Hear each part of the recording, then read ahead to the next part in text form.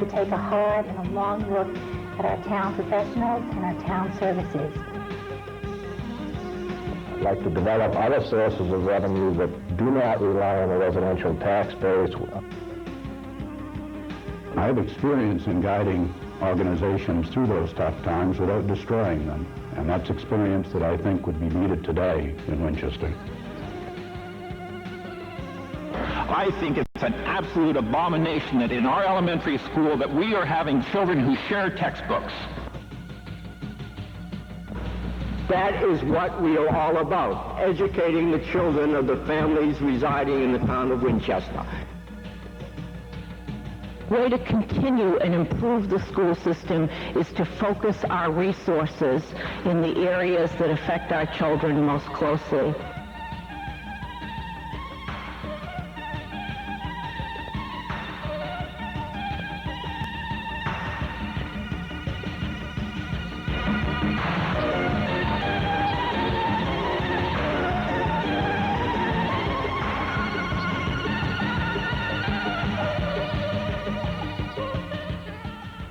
Too low.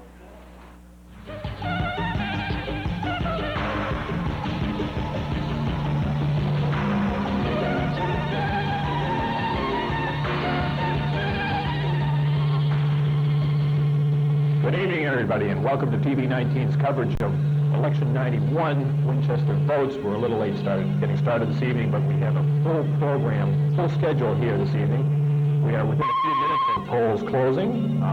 On my watch, we have about 2 minutes until we close. Joining me here at the desk tonight here is a distinguished local personality, Mr. Alan McDonald. Great to be with you. Great to be here again, our second year. Well, some of the things we have coming up for you this evening, we have reports from the candidates' headquarters. We have reporters out in the field right now. We will have a background report on the override and the override questions we're facing in the polls today. We, of course, will have our results coming in from the contested races and on the override questions by our intrepid crew of TV 19 runners who are at this moment out at the polls. We will have another perspective on the election from TV 19 journalist Bob Gallant. And tonight we're going to have analysis of the results and of the races live in the studio here with Mr. McDonald. And for a little twist on it, we also have analysis throughout the evening from a newcomer to our TV 19 team, Jerry Pocari. Jerry, you're over there at Town Hall live in the town clerk's office. How are you doing? Very good, Alan. Very good. Thank you very much. Tonight we'll be providing analysis, commentary, and some feature interviews live from the town clerk's office a little later in this broadcast, but we'll be back with you. Back to you, Alan. All right. Thank you very much, Jerry. We'll be going back to Jerry frequently throughout the evening for analysis and results as they come into the town clerk's office. Alan, what do you, a little overview of the campaign so far? Well, this is a particularly exciting ballot, I think, for us in Winchester. We have 108 names on this ballot for town meeting members. That's now an increase of 40% over what we had in 1988, only 3 years ago. We have 66 seats available at town meeting, and 56 candidates out of those 108 are brand new to the town meeting roster, should they make it, and that's a pretty exciting thing. We also have a lot of veteran names on the ballot of long-standing. We have new names on town-wide election as well. We have some interesting write-in races going on. We have some new names challenging for write-ins on the planning board. We have some veteran names challenging for a write-in on the housing authority. And of course, it's our 4th year in a row of having a 2.5 override on the ballot, and that's going to be a very interesting situation as well. A little different setup this year for override, of course, splitting it out into a menu, perhaps? It's a menu basis. It's a general override on a number of questions we'll be going over during the course of the evening. They're towards different elements of the town government, and we think the voters will have a chance to make differences, and we'll see if they do.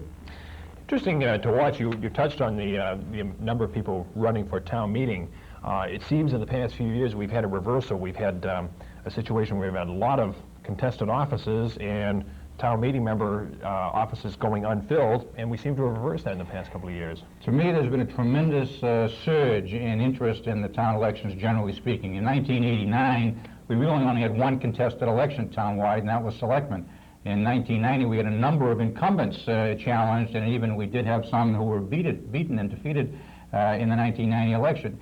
We went from an average turnout in Winchester of 28% voting in the whole decade leading up to 1988. In 88 and 89, we went to about 33% voting, 47%, and then 50% in 1990. That would be 88, 9, and 90. We saw ourselves increase in town votes up to 50%. Now, it would seem that we wouldn't have as large a turnout this particular time from the absentee ballots, which have already been cast, which are fewer than in the last couple of years. But we do know that we have a tremendous amount of interest in the candidacies, and I think that will generate a lot of enthusiasm in the voters as well. Yeah, I noticed when I went to the polls today, it was pretty quiet there, but of course that could have been because it was a mid-afternoon. Quieter than the last couple of years, but definitely we've seen the interest that the voters have expressed in the last 3 years come over into the candidacies themselves, and we've got some very interesting elections. Certainly the selectmen's race and the school committee's race received a tremendous amount of attention, and we see in the selectmen's race one veteran, the chairman of the Board of Selectmen, and two challengers for the two seats.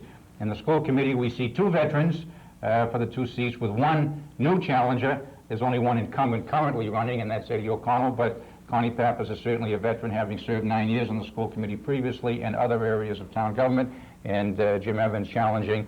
So we have the two seats available for selectmen, two seats for school committee, and the races are a little different there. We have one veteran in the selectmen's race, two in the school committee race, and I think that'll be interesting to see how the split comes with those votes for the two seats.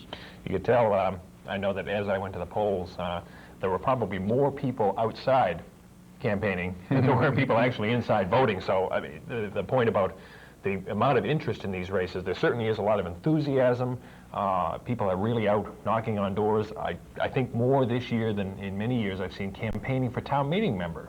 It's as we've gone through the escalation, we talked about it last year a little bit with Bob Gallant on the campaigning, and we've gone over the course of 15 years or so from campaigning just at the dump to some sign holding, which was new in the early 1980s, to the escalation on the size of the signs. I would say Jim Evans certainly won that this particular time out.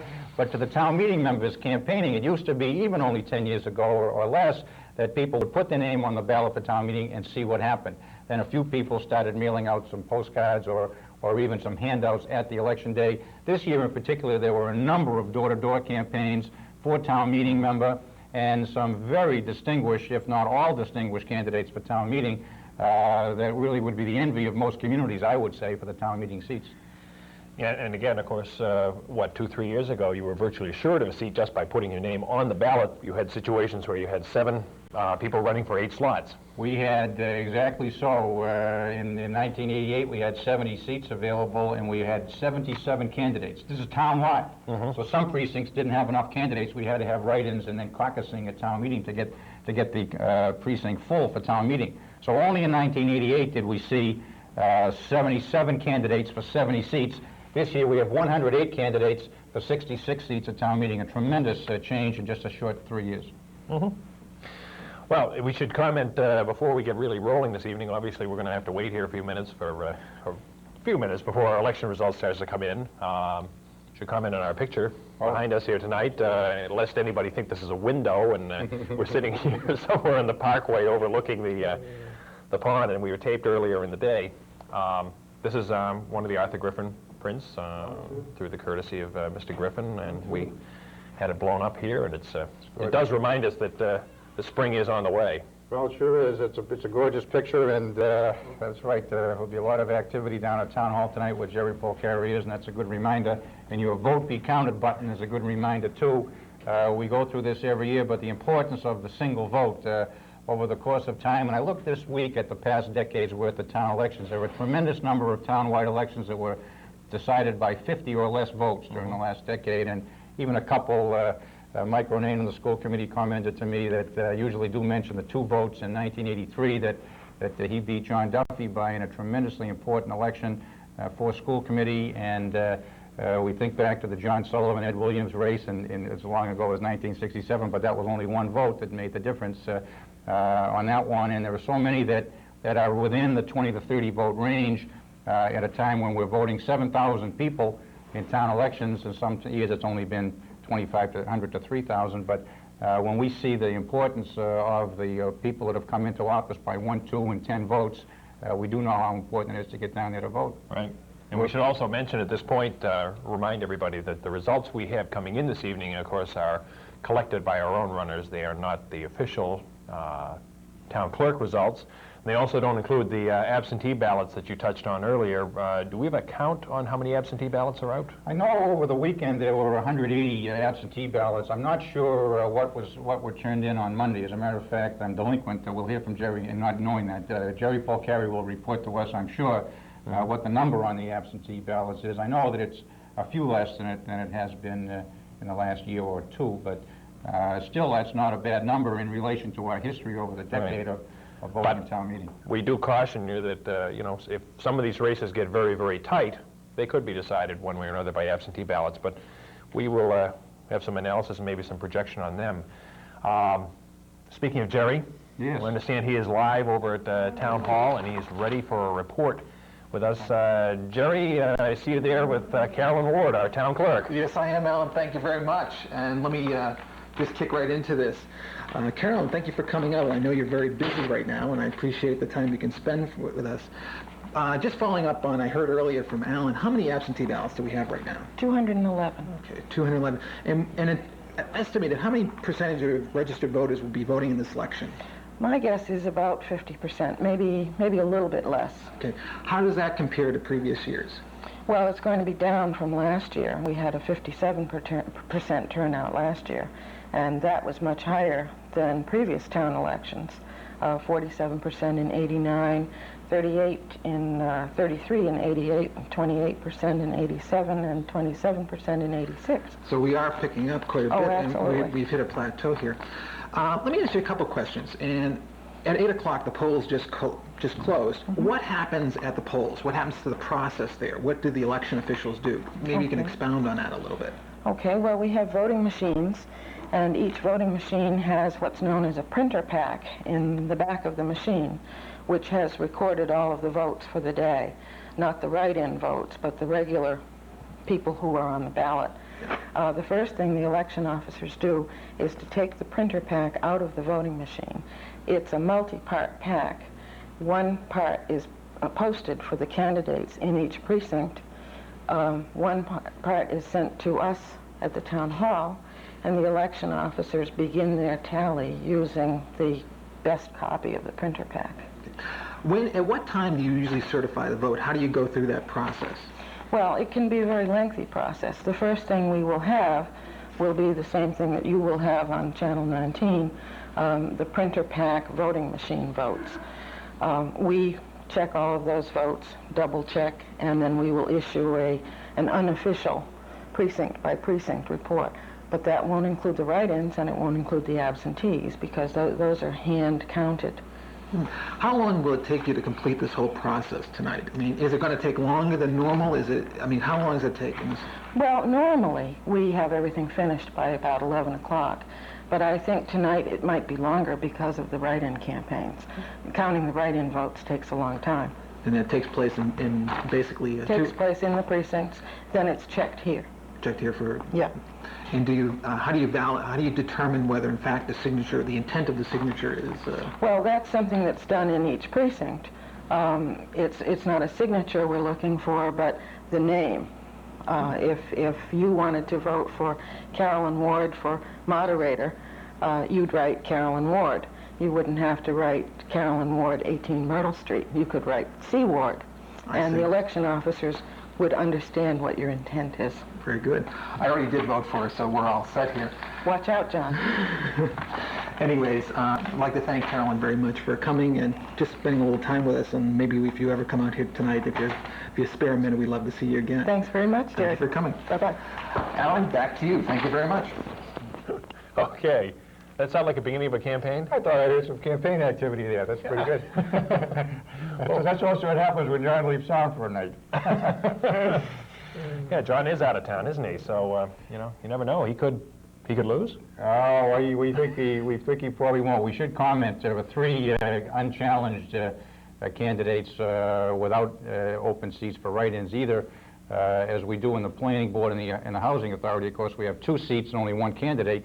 For the town moderator, for the library board of trustees, and the board of health, we have 1 announced candidate and 1 seat. And certainly John Sullivan, our announced candidate for moderator on the ballot, is a tremendous institution in the town of Winchester. For those who don't know, but only know John from the television, is a gentleman that was 9 years a selectman, twice chairman during that period, and for I think now 14 years moderator for the town of Winchester. That's tremendous dedication and service.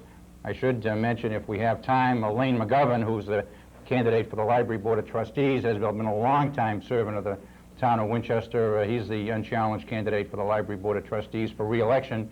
He's chairman there. He's a former school committee member in the 70s and a former member of the Zoning Board of Appeals prior to that, and an immediate past chairman of our search committee for town council 2 years ago, as a matter of fact, in this dedication. And Dorothea Sopra, and I'll stop at a 3rd term. I didn't want to leave her out because it's her 3rd term that she's running for on the Board of Health, and she's done tremendous service there, and we should all recognize those people, even though they may not be mentioned much during the evening.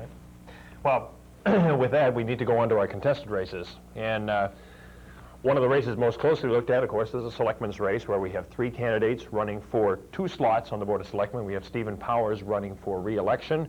We have Peter Van Aken challenging, first time as a candidate for the Board of Selectmen, and Ann Matarese, who is running for her 2nd shot at the board. And we have a report now from Charles Grammer, TV 19's Charles Grammer, at Peter Van Aken's house. Charles. Thank you, Alan. We're here at Peter Van Aken's house. Peter has been running for selectman in this year's election. Peter, how do you feel that this election has been going for you? Well, I'm very pleased with the way things have gone. This, as you know, is my first try at townwide office, and it's been a real challenge to me to put together a campaign. I've had some good help with that, I think. I really am very pleased with the way things have gone so far. Are there any special people that you'd like to thank? Well, I think, you know, you told me you're only going to be a few minutes, so I can't thank everybody, but there are a few that have done a great deal. Mary Ducey and her son Ken and Bob Morse have done a great deal in visibilities. Nancy Leathers and Judy Manzo have contributed a great deal, but 2 people that have really worked a great deal for me and for the campaign is Abby Hurlbut and my campaign manager, Randy Persia. And I'd like to thank them. I'd particularly like to thank their families for sharing them with the campaign. And lastly, I'd like to thank my wife Carol, my son David, and my daughter Christy for their help and support in the last 6 or 8 weeks. You know, campaigning takes a lot of time, and their help has been very much appreciated, as you say. That's certainly the case, but it has been a terrific experience. As I've gone around the town and met more and more people, learned more and more about Winchester, I go back to some very wise words that were said by a campaigner and trooper that I've run into earlier here in Winchester, that it's a rich and diverse community, and you will thoroughly enjoy your experience, and I have, and I really appreciate that. Winlow's a draw. I'm going to be I think a better town meeting member, and I'm truly appreciative of the diversity of this community. One of the issues, or some of the issues that have been very overriding over the last 3 years have been the override votes that have come up the last few years, and especially this year. How do you feel that has affected your campaign and the people that you've spoken with while you've been campaigning? I have suggested in this campaign that there is a middle ground between those who would claim that overrides are the only answer and those who would claim that there is that cutting back, particularly staff, is the only answer. So in that sense, it's very much shaped my my stance and philosophy in regard to this campaign. But the stridency of last year's campaign, where there was a group which were very pro-override and another group which was very much against the override, has been absent. And as a result, the campaign has been much less vociferous. I think we've had a better chance to concentrate on the qualifications of the candidates and so forth, but it hasn't really had the excitement, if you will, that we've had in the last year, and I think if you look at the vote counts, you'll see this quite dramatically. Okay, well, thank you, Peter, for taking the time to speak with us. Fine. Thank you. It's my pleasure, Charles, and good luck to you all. Thank you. And for election 91, I'm Charles Grammer. Back to you, Alan. Thank you very much, Charles, for that report from candidate Peter Van Aken's residence. Town meeting last fall, I recall a famous episode when our moderator said that somebody used the O word. He just used the O word. He wanted to say overriding. He thought maybe he wasn't going to say it, but he did. He did.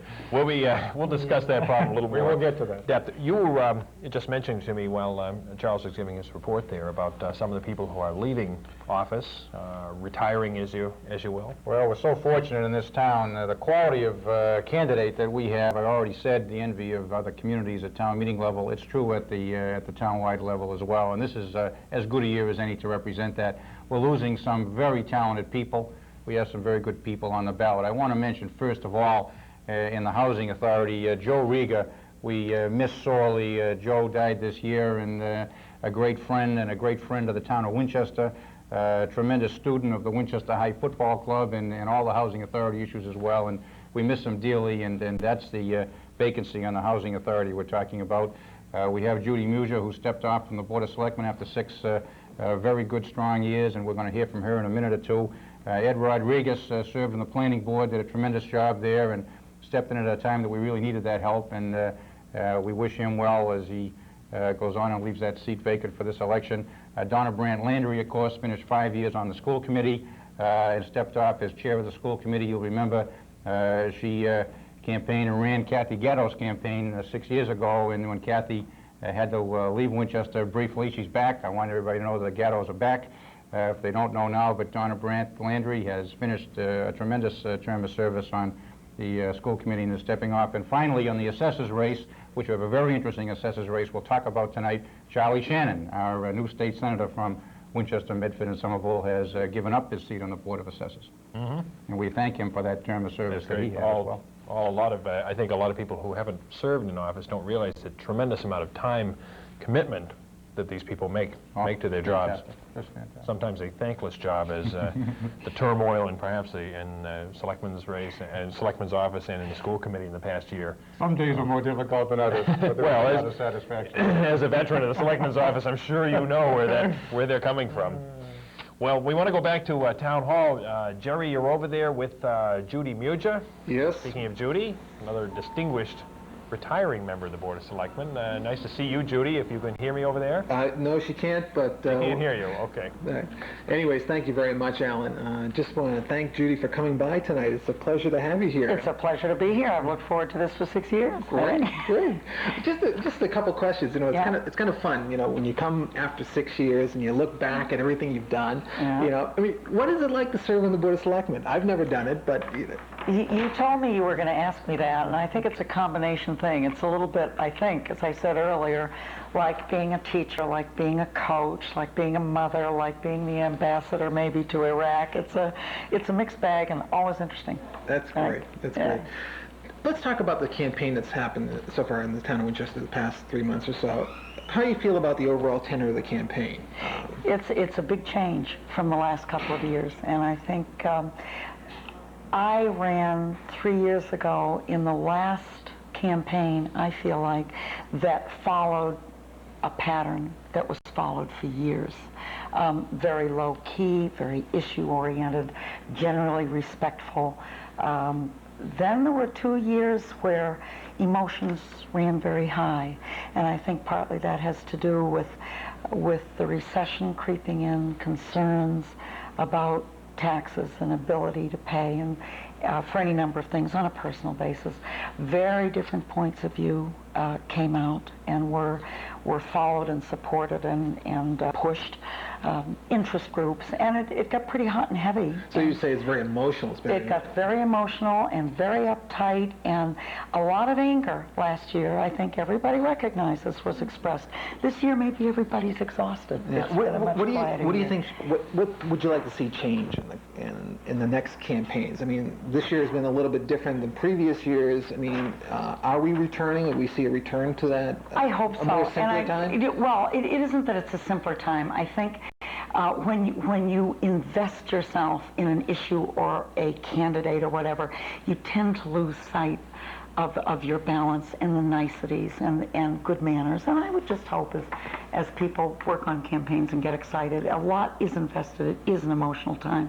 Unless the campaigns are uncontested, there are winners and losers on both issues and people. And you just need to keep an even keel. That's interesting.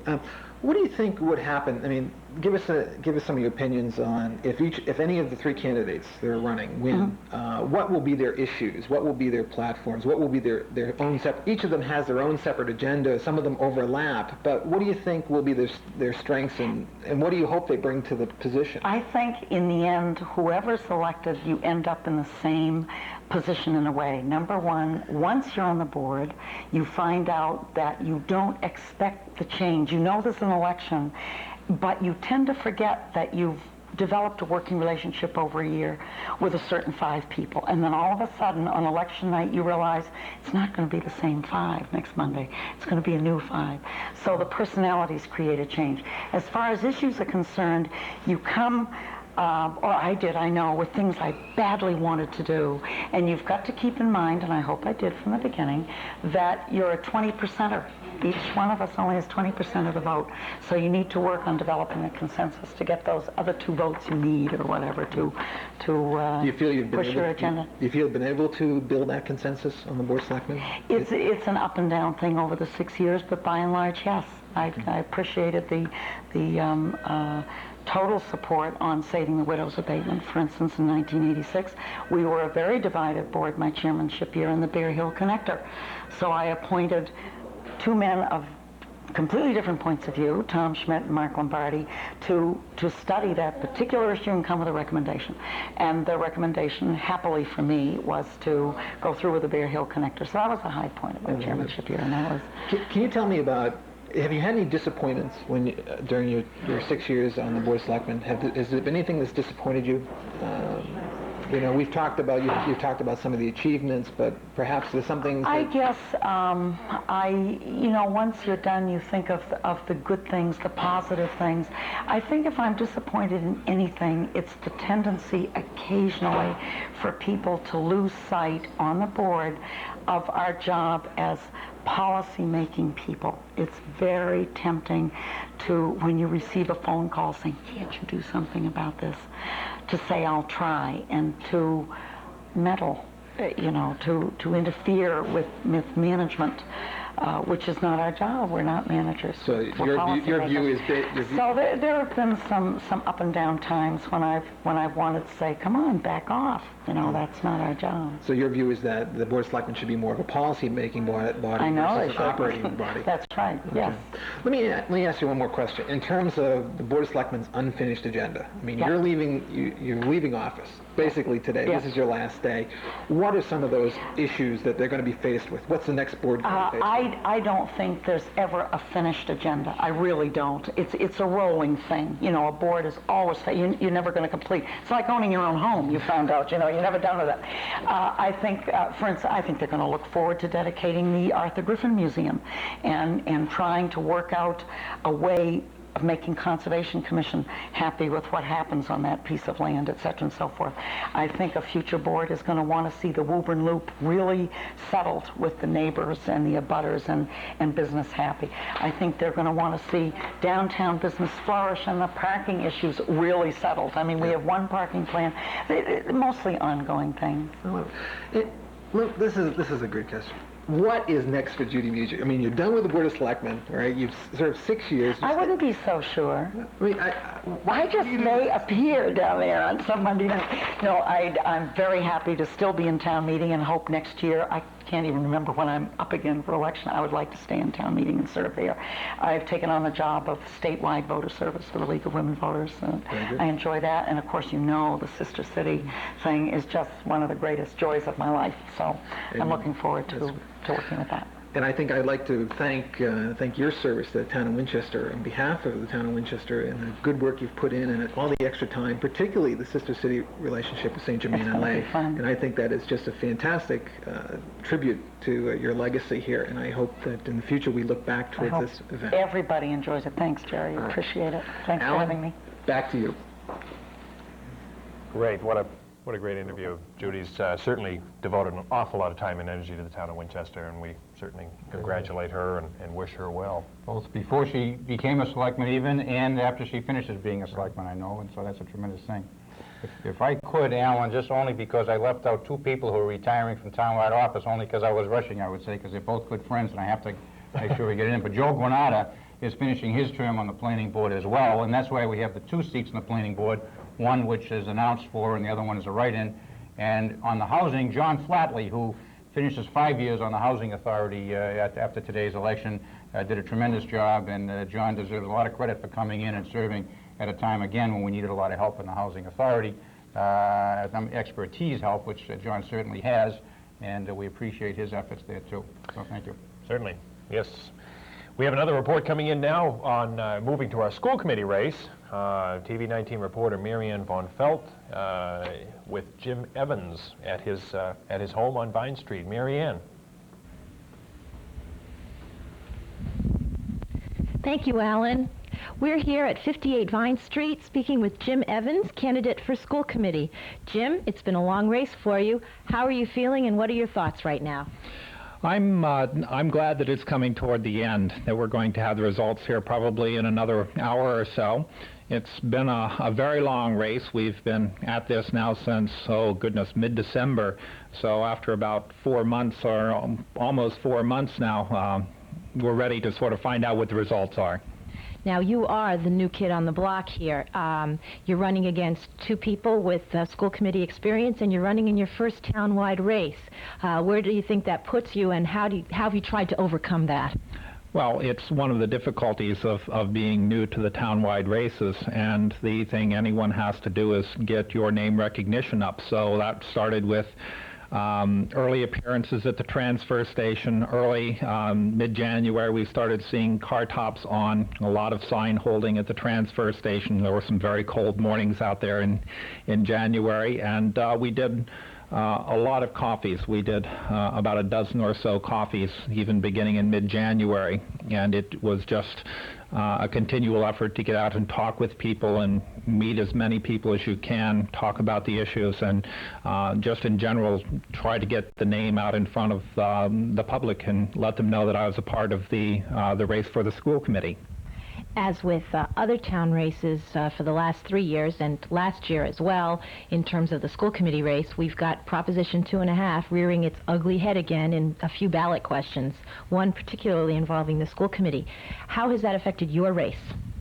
Well, it's, I think, been a major factor. This year, I've been the only candidate in support of the particular menu, if you will, ballot question for the education override.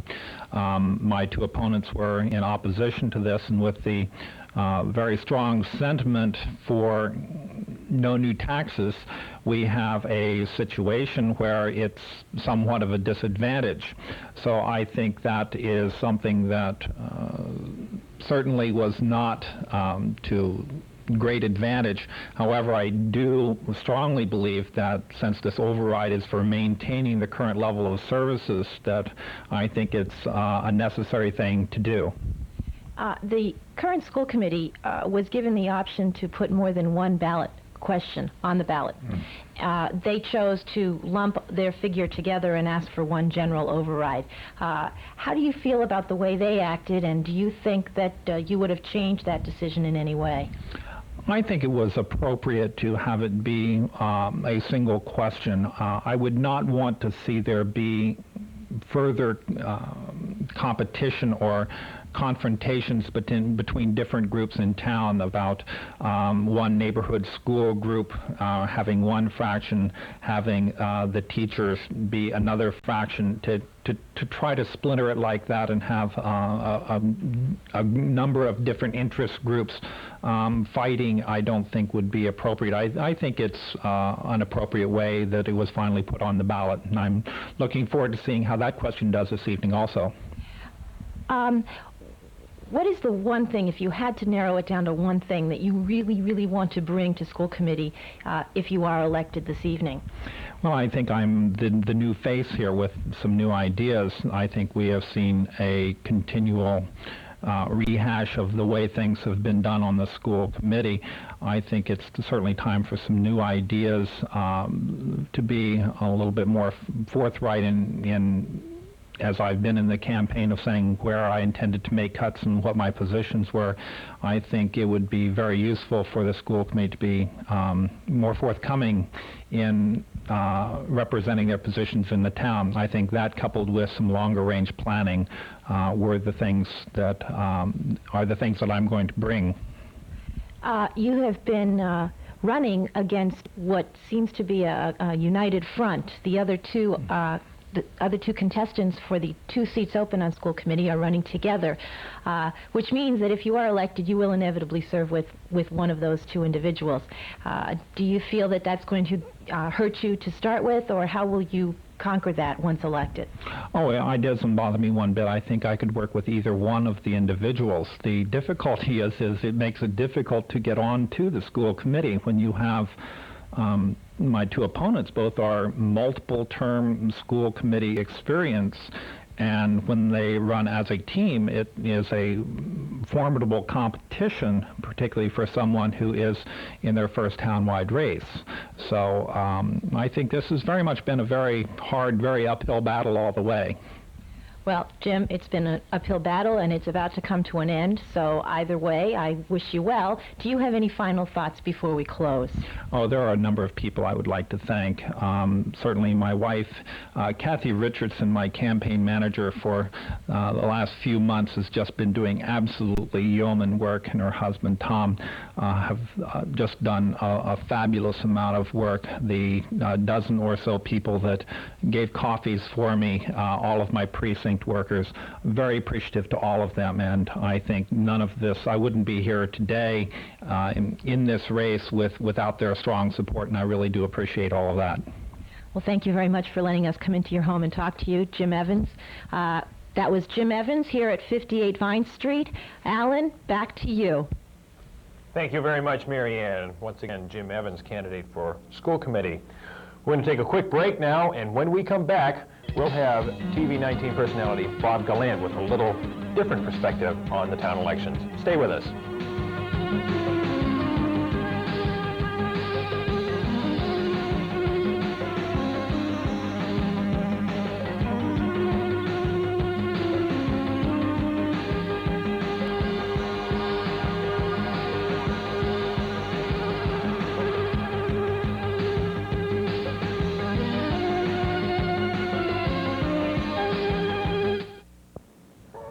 Good evening. My name is Carl Schwartzman, and I'm going to be hosting a new show on TV19 entitled Your Money Matters. I hope you'll join us for our first show on April the 3rd at 7 o'clock, when Eileen Gettings, a CPA, will join me to discuss filling out your income tax form and how to save money this year and in coming years. On subsequent shows each month, we'll have other folks from town who will be discussing with me financial ideas to help you in saving money. Again, our first show is going to be on April 3rd at 7 o'clock, and I hope you'll be able to join us at that time. It will be a phone-in show, so prepare your questions if you have them about taxes so you can join us. We'll be looking forward to hearing from you. Thank you very much.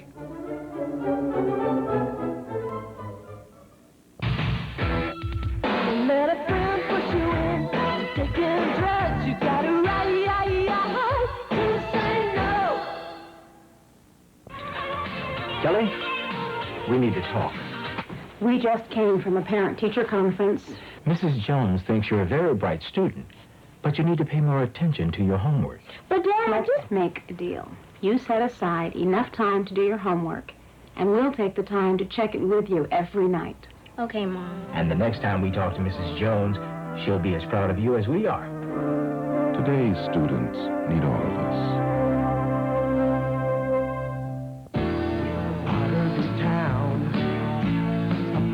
Of the things you do, working 24 hours every day to keep the signal coming through.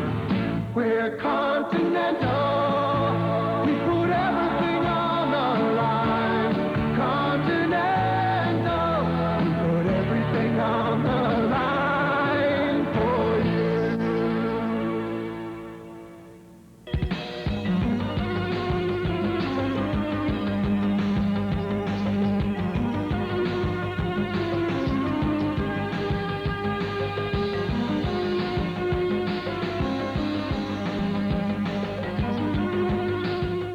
Well, we're back here for TV 19's Election 91 coverage, reminding you that we will have results here very shortly. We have runners out at the polls collecting in the results for us, our unofficial results, of course, which do not include the absentee ballots. And if you were listening to the interview a little while ago that Jerry Polcari had with Town Clerk Carolyn Ward, you know that we had about 220, I believe was the count, 220 absentee ballots out, so it's quite possible that there could be some very close races, especially for town meeting. Again, we're going to be going back to Jerry live throughout the evening. Jerry is live at the town clerk's office in Town Hall. And we know as we wait here for the results to come in from the different precincts that there are many worried people out there. Candidates are worried that all this work and a considerable amount of money that they've put into these campaigns is going to pay off. And with another perspective on worrying, TV 19's Bob Gallant. Bob. Alan, that's a beautiful segue. How are you? Good. How are you? Good. In my early childhood, which was a long, long time ago, I remember there was a cartoon character called the Worry Wart, who worried all the time. Now, as I am teetering on the brink of second childhood, I find that I am the Worry Wart. In fact, there's so much for me to worry about these days, I have to pace myself as best I can.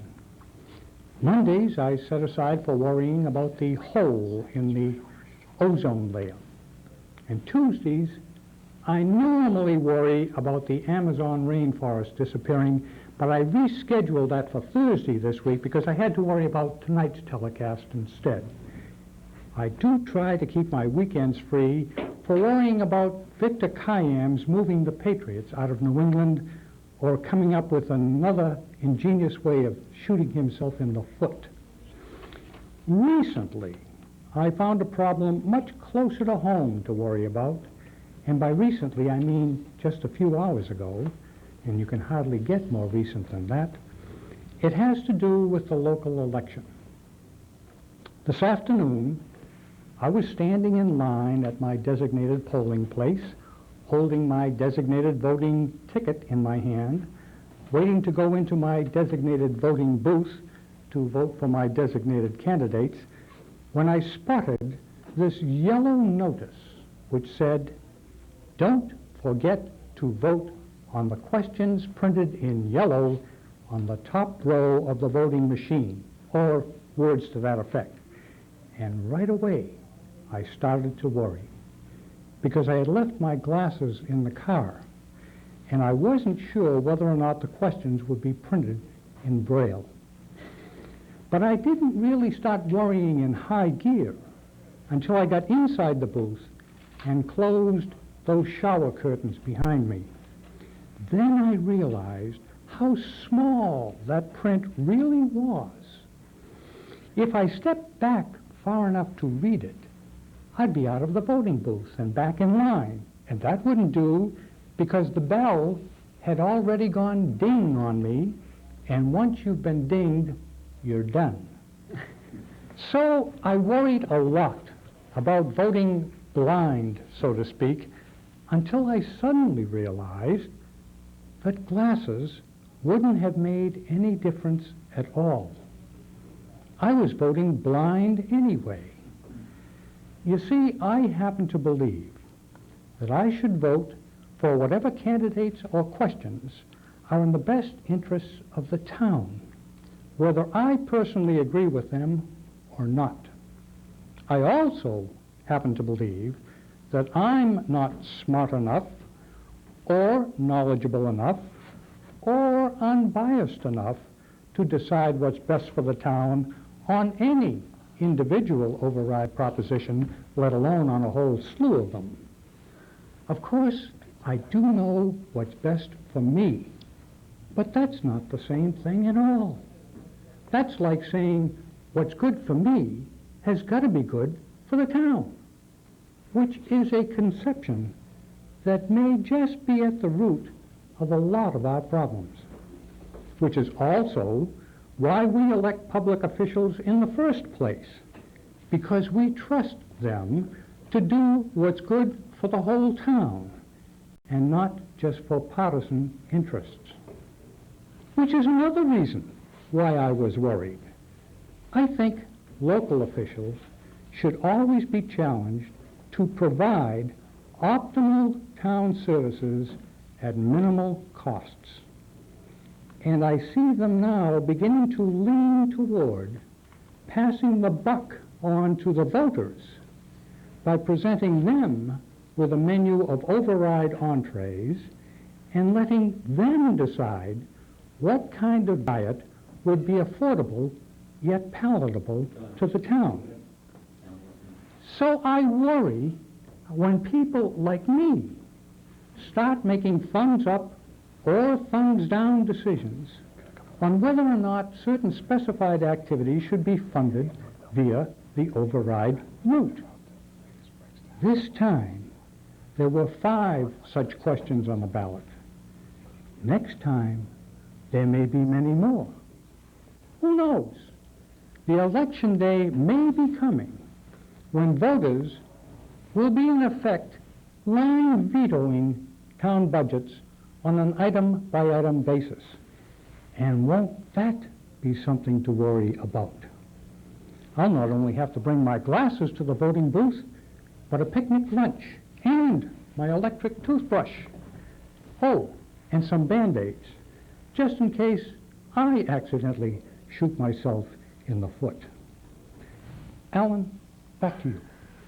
Oh, Bob, thank you. And if you don't stop worrying about all that, you're going to end up with wrinkles and gray hair by the time you're a senior citizen. You wouldn't think, just looking at me, I was 43. Definitely Well, would. you might, depending on how much you would have had. 42. Depending on how much you paid me. Thank you very much, Bob. Thank you. Always a pleasure. A lot of people are worried about override questions. Well, it's talk about great segues. Bob has discussed the menuization of the 2.5 question. This, as I said earlier, is our 4th year in a row of dealing with the Proposition 2.5 override. We voted at the state ballot in 1988, and we voted in town ballot 1989 and 1990.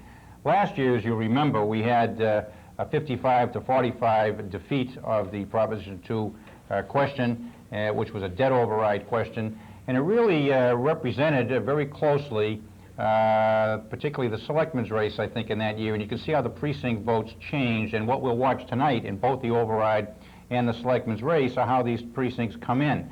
And particularly last year, precincts 3, 4, and 7 voted in favor of the override, and precinct 3 and 7 with something to spare, and well, 4 as well, actually. So those were the ones that had done very well for Tom Schmidt, as well as the override. Not that that was the only issue in the election, but of course Ann Matarese has been very strong at town meeting and strong town-wide in her ability to talk about fiscal controls, and that's something that the citizens of Winchester are very interested in, as we know, and it has been represented in the 2.5 vote. And Ann did, in fact, win 5 precincts last year in her race, even though she wasn't elected to the Board of Selectmen. That's very key, and it tracks very well with the strong votes in precincts 1, 2, 5, 6, and 8, which were against the Proposition 2.5 override. In fact, as we go into the discussion of the override, Alan, I should mention there's only one precinct that has voted in favor of the 3 questions on the override, and that's precinct 3.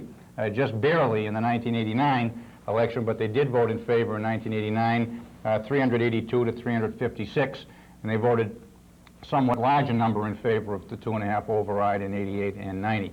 The only other times that any precinct has voted in favor is Precinct 7, 2 out of the 3 elections, and in 89 just barely no, and then Precinct 4 one time. So the interesting thing tonight to watch will be what the level of differences are in those precincts that I've just mentioned, and even as we see the election results on the 2 races of school committee and selectmen, since there has been some discussion in both races of the 2.5 question, we will see in the early precinct results how that'll affect not only the elections for the candidates themselves, but also the override questions.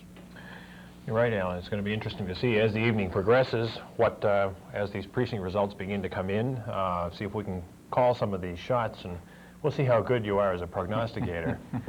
Also remind you that we have another contested race you didn't touch on, which is the Board of Assessors. Let's talk about that a little, because that's a very interesting race, and we haven't gotten into that because of the of all these other big issues as well. But the Board of Assessors has become so important in this revaluation time. As we know, since 1980, we've gone to equalized valuation right after the 2.5 ballot was voted to in 1980. But we have had to, under state law, revalue the entire community every 3 years, and we need to have experience on the Board of Assessors to do that. We have 2 candidates who are experienced in assessing and have got some very nice credentials for that. And let me say that both of them, and it's Eric Johnson, both of them are new names. Eric Johnson is a name that has been known in the town of Winchester because, as a matter of fact, Sherm Josephson, I'm saying Johnson, Sherm Josephson, and I know him so well, is someone who served prior on the Board of Assessors, and Eric Josephson has offered his name in as a young man who's a Winchester High graduate and a Northeastern graduate, and has come on to be a candidate for Board of Assessors. Susan Reensterner Kelly, who performed beautifully, I think, as Eric did as well, but in the forums to show the town of Winchester that she has a lot of experience in evaluation of properties, commercial as well as residential, in a number of areas, has finished a number of training courses, and is herself an appraiser, a real estate appraiser in her work. She comes with a lot of experience in the real estate appraisal world and has offered herself for the Board of Assessors. So we have 2 very qualified candidates, and the question is going to be how both new names would fare, but how a pretty new name to the town elections versus one that may be more recognized will do in the election. They both campaigned very well. Well, we're going to be, of course, we're waiting here for our results to come in, and they should be coming in pretty soon. We had problems last fall with late results because of the heavy turnout. As I recall, our people at the polls had said that there were some polls that did not finish processing voters or having the voters go through until about 10 minutes to 9. So I don't think that's going to be the case today. We haven't heard any figures on turnout yet, but while we're waiting for that, a little more in-depth research was done on the override question by Marianne von Felt, and she recorded this analysis and a little bit of background on the override question. Let's take a look at that now. Looking ahead, I think we've got to be very candid and realize that this will be an annual issue, an annual concern. I'm sorry that it's taken this long in the era of Proposition 2.5 for the town to have an opportunity to participate, the town as a whole. This will be an ongoing problem, and I regret that. I think the voters really have sent a message here to the town, and I hope that the Board of Selectmen and the Finance Committee are listening to that message, because I think it's very important. I think, you know, looking at the library question and now looking at this, I don't think that the Board of Selectmen and the Finance Committee have really taken the town seriously on keeping within the limits of Proposition 2.5. And I'm not saying that we wouldn't be opposed to an override in the future, but I think that they really ought to take the voters seriously, because this is the second time now that they've turned down an override question.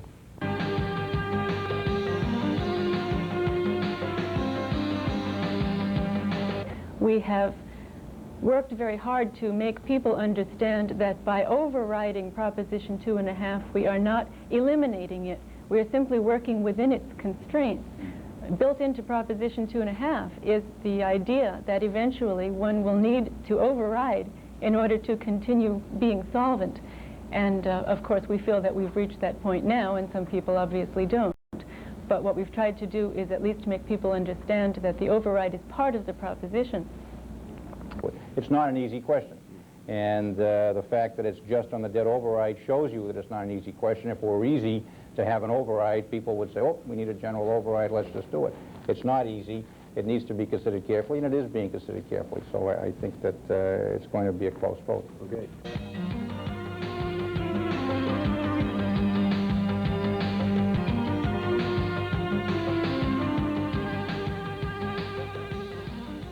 Today, voters in Winchester faced yet another round of ballot questions dealing with the override of Proposition 2.5.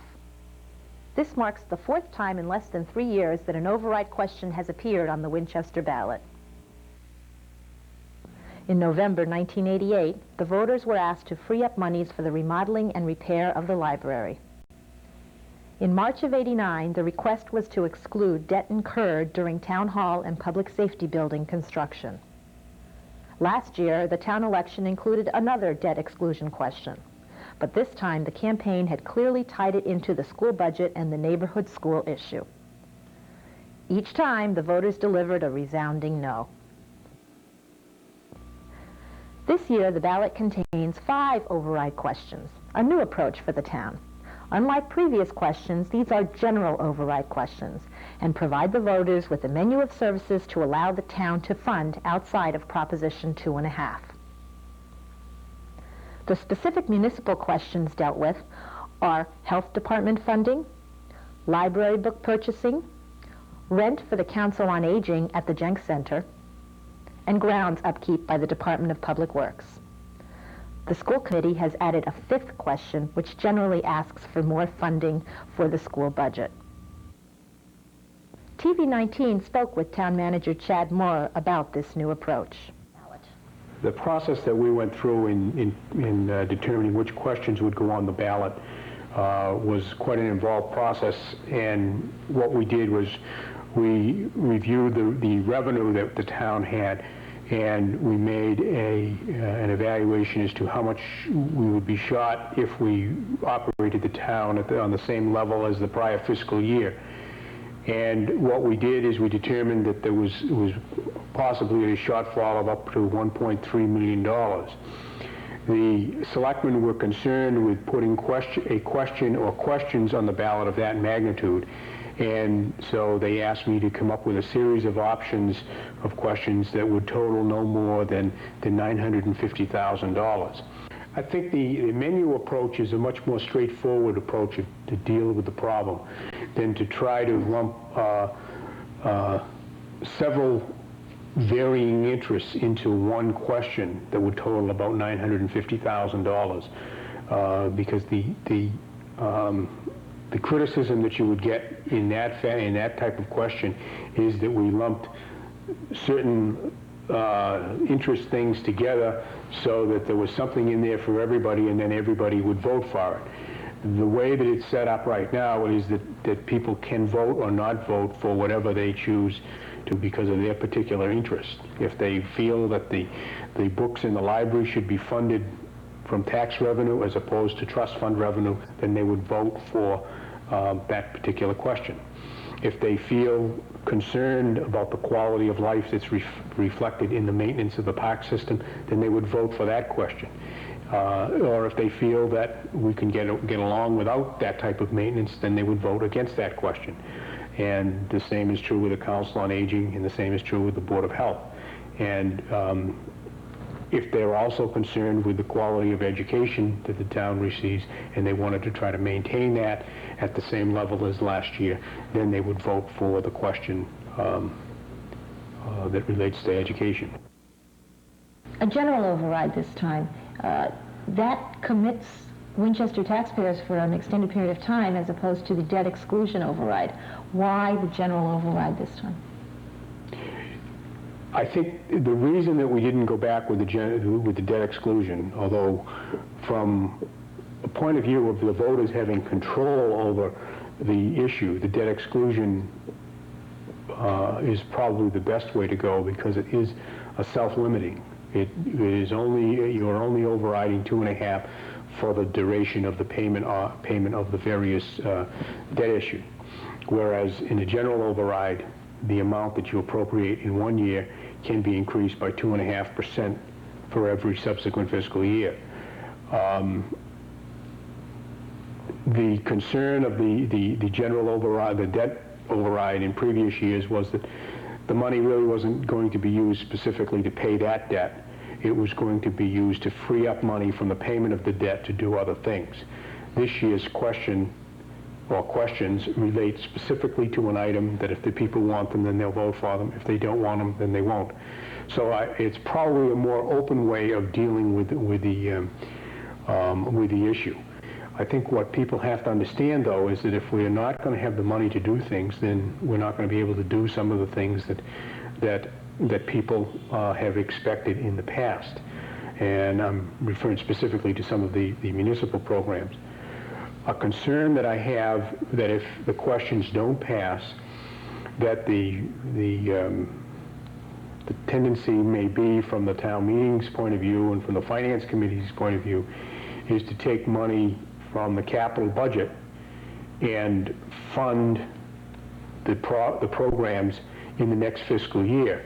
And the public won't really realize what's happening until there's even a further deterioration of the capital assets of the community. Perhaps on its fourth appearance in town, the override question may finally get a nod from the Winchester voters. If not entirely, then at least in part. If the menu approach proves just as unsuccessful as its predecessor, the debt exclusion override, the voters can probably be assured of just one thing. The Proposition 2.5 ballot question will be back in some form next year. With this special report, I'm Mary Ann Von Felt for Election 91. Thank you very much, Mary Ann. Another in-depth report. And now we're going to switch back. If he pays attention to us, he's going to switch back to town. Jerry, sit up, look at the camera. There we go. All right, we're going to go back to Jerry. I think we caught him a little off. Hi, Alan. How are you? All live. Jerry, that's it. You can hear me now, right? Yes, I can. Thank you very Okay. much, Alan. Did I catch you off guard there? Well, we were just talking here. A couple people were walking through, and I was just having some discussions here with people outside the town clerk's office. But we're back in shape here. Anyways, what I'd like to talk about for a second is just the general expenses for this campaign. And one of the things I'd like to show you is campaign expenses from last year to this year and what the differences are. First, let's take a look at last year's race for selectmen. In the last year's race for selectmen, Ian Mattery spent about $2,300, and this is just expenses. And this is the final reports as the campaign finance reports. And Tom Schmidt spent $3,700 according to those same reports, and Tom Schmidt won. Let's take a look so far this year, and this report for this year's election is 8 days prior to the election, and we have $2,300 for Steve Powers that he's expended. Peter Van Aken had $3,300, and Ann Minirees had $3,600.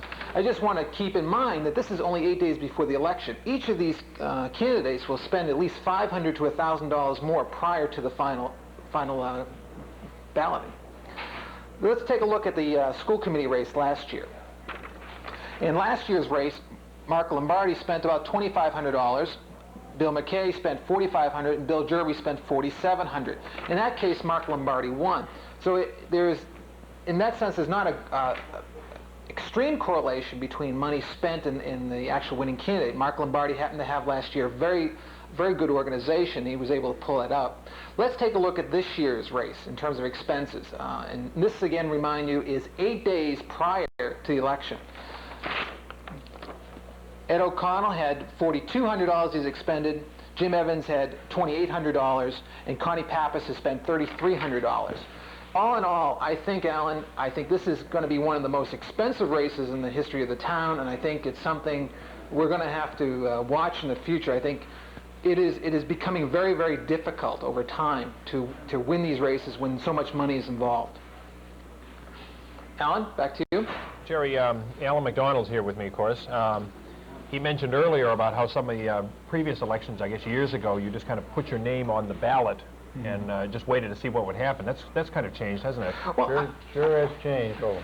I think it has a lot. What has happened since earlier times is it was very much a person-to-person race. You knew everybody in town. What has happened is that Winchester has become much more mobile over time. They're harder to reach. Fewer mothers spend time at home. There are fewer people actually around town.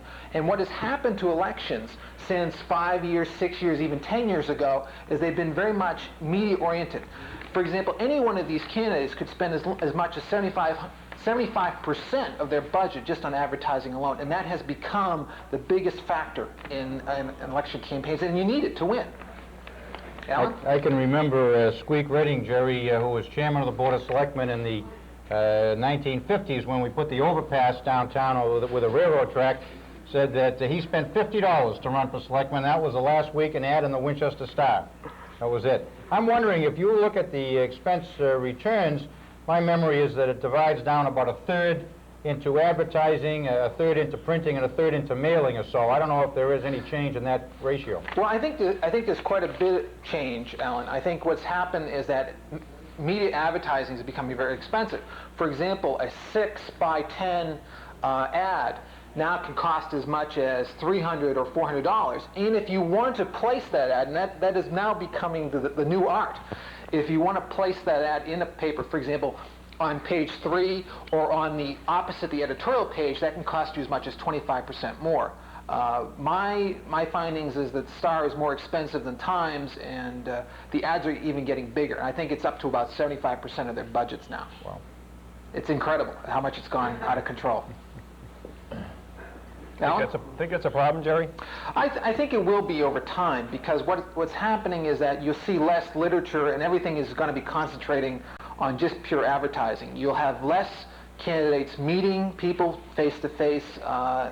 We've become very mass media oriented, and I think that may hurt candidates for selectmen because they won't be able to have that interaction to find out how the candidates think, except through the coffee network or any type of wine and cheese party they may want to put together.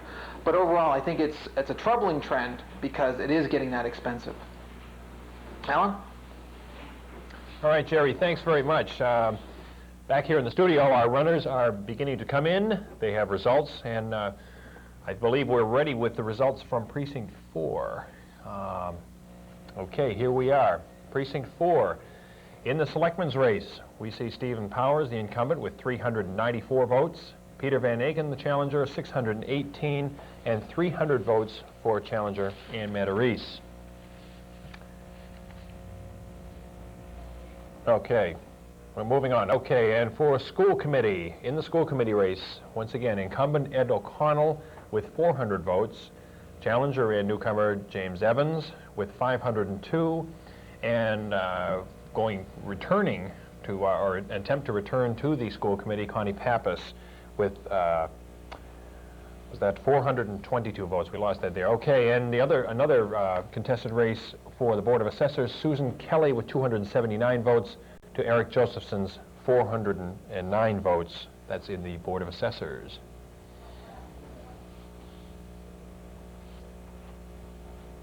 Okay, and moving to the override questions, again in Precinct 4.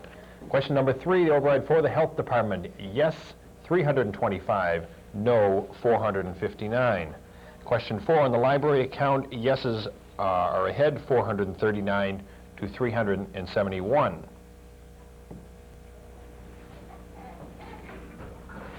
Question 5, on the Council of Aging rent, is defeated by 298 to 491 votes in Precinct 4. Question 6 on funding for DPW grounds crews is approved by a very slim margin of 7 votes, 407 to 400. And the largest override question on the ballot, question 7 on the school committee budget, is narrowly defeated in Precinct 4 by a vote of 401 to 413. Now's your chance here. We've got Precinct 4, and for those of you who aren't quite aware of where Precinct 4 is, it is in the southeast corner of the town towards the Medford town line. And Mystic School area, Sims Corner area, are up in that Medford corner. Right. Alan, some early trends. We're starting to see some. Surprised at any of these results? I would say that the people who need to do well in Precinct 4 have shown that they are doing well in Precinct 4. And certainly, as Jim Evans, if we look at the school committee situation, I think Jim needs to do well in Precincts 3, 4, and 7 particularly. He has done that. He's done well here in Precinct 4. The interesting thing there is that indeed the voters seem to track the Connie Pappas, Ed O'Connell race together. And we're going to need to see other precincts to see how to be able to predict any more on that. But Jim Evans did well where he needed to do well. The question is whether or not that is enough as we go to other precincts. And in the selectmen's race, certainly Peter Van Aken needs to do well in Precinct 4. That is his precinct, and we do have the history showing that Steve Powers has done well in 1, 2, 6, and 8, both in 88 and 87. He's in 84, he won 3, 4, 6, 7, and 8 in the school committee race. He's 3, 5, 6, 7, 8. His strongest precincts, although he's done well in 4, that hasn't been his strongest precinct. So that was one. And Ann Matarese, in the same way, did fine there, but that was one that Tom Schmidt won last year as well. So I think that they have sort of held their own. Everybody's really held forth on the precinct so far. And on the override questions, I would say that Precinct 4 is one that I've mentioned had voted in favor of the override prior, had voted no in 88, no in 89, and yes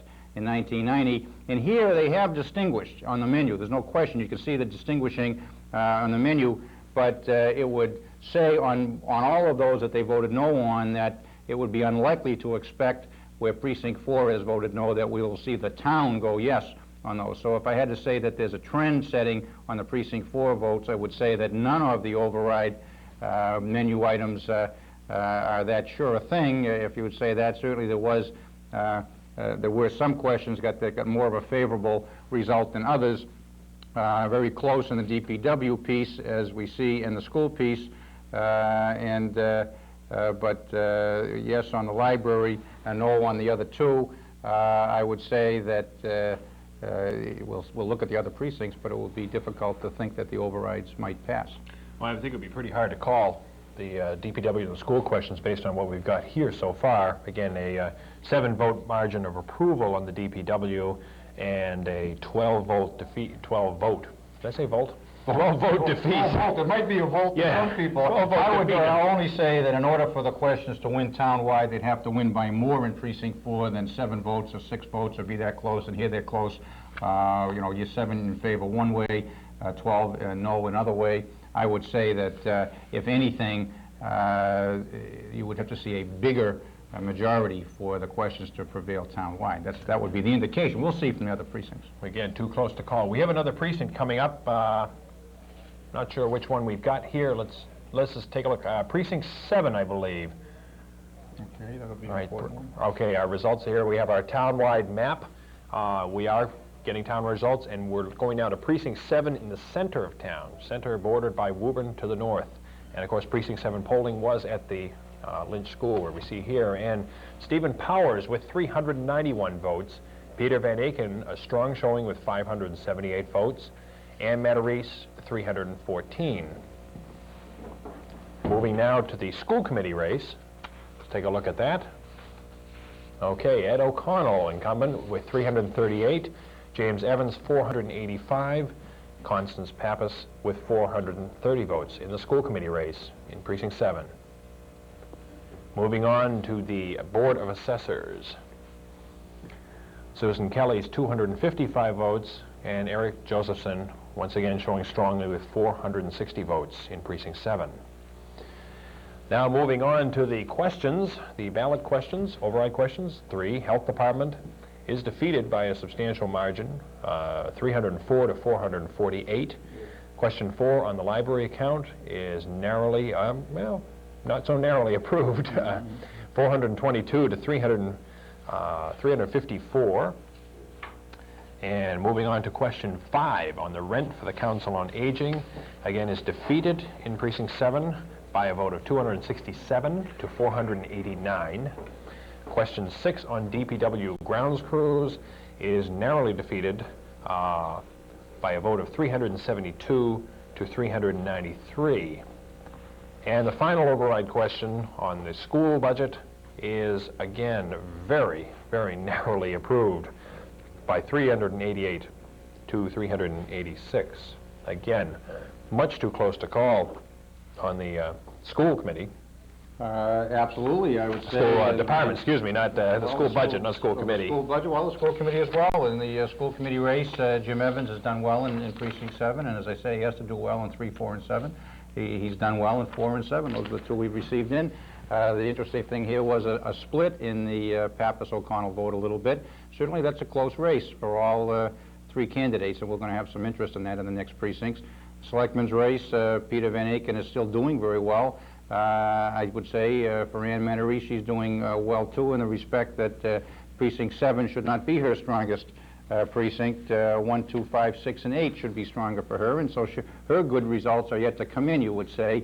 And Steve Powers is doing fine so far as well, because Steve's strength should also be in some of those precincts that Ann is going to be strong in too. And I would say that in the Precinct 7 votes on the question 2.5 overrides, again, in those areas where we have seen Precinct 7 say yes on the override, it is not yes by a tremendous margin. And I would say that as we look down the road, I'd have to say that the results from 4 and 7 would not cause you to think that there will be a swelling of the override vote in the other precincts. But we'll see what that story is. I want to say in the assessors race that Eric Josephson is doing very well, and also Susan Kelly is making a good race in those 2 precincts. They're both new to the ballot. They don't have a history on where their strengths are going to be. That's an interesting thing. And I have to comment, as I did earlier on some of the close races, when Sherm Josephson won the assessors race in 1982, that was a 39-vote win over Joe Bentley on Stratford Road, and that's one of those close races that we've had in the past, and we may see it again. We may see another close one here in the assessors race. Well, we've got 25% of our precincts in at this point. That's true. That's true. And they're bellwether precincts on the history of the votes that we're talking about, as will be 1, 2, and 8 particularly. I think those will be very interesting and important precincts as they come in. All of them are interesting and important, as I say, but some are really bellwethers on the history of the candidacies and the questions that we're talking about. Interesting. Just as background, Alan, it's not always geography that determines which way precincts are going to go. We know that Precinct 6 is Ann Mandarese's home precinct, and yet you said you wouldn't expect her to do well in Precinct 7, the adjacent precinct, but stronger in some of the other areas. Well, the difference 7 is what we call the flats. You know, Precinct 6 is up towards the Lexington line and Woburn line. They're going up the hill.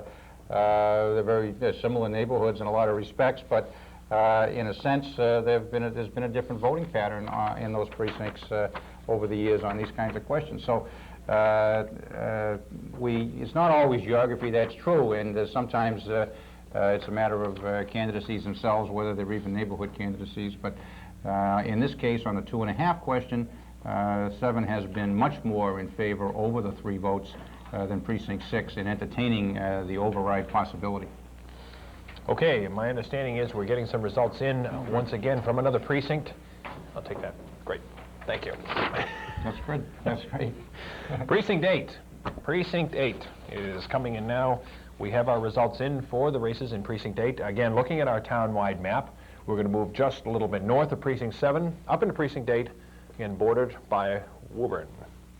And their polling place once again at the Lynch School. All right, let's take a look at the Selectmen's race. Results in Precinct 8, a very close race between Stephen Powers and Peter Van Aken, 300 to 305 votes. And the winner in this precinct is Ann Mandarese with 343 votes. Moving on to the school committee. Okay, Ed O'Connell with a strong showing at 376. James Evans in a little bit of trouble in this precinct, 224 votes, and Connie Pappas with 385 votes as the leader in this Precinct 8. And for the Board of Assessors, we see the results here, again mirroring the previous 2 precincts, with Susan Kelly at 200 votes and Eric Josephson with 307 votes. Moving now to the override questions. Question 1. Question 1 on the Board of Health budget, defeated quite decisively in this precinct, Precinct 8, by a vote of 123 to 430. Also defeated the library account funding by a vote of 168 to 401. Question 5 on the Council on Aging budget also defeated 141 to 408. The DPW grounds crew funding is also defeated 188 to 393 votes in Precinct 8. And the final override question on the school department budget is also soundly defeated in Precinct 8 by a vote of 163 to 408. Well, this tells us a lot. This is a good cross-section now, 1, 4, and 7. And what we see here is in the selectmen's race, Steve Powers and Ann Matarese should do well in 8. Steve has always done well in 8 particularly, and Ann did the last time out. It's relatively close. Peter Van Aken has stayed very strong, actually. He did campaign well in Precinct 8 as well, but he's got to be pleased with the vote being right in there strong with Steve Powers and Ann Matarese, who traditionally would do well there, as they've done in the past.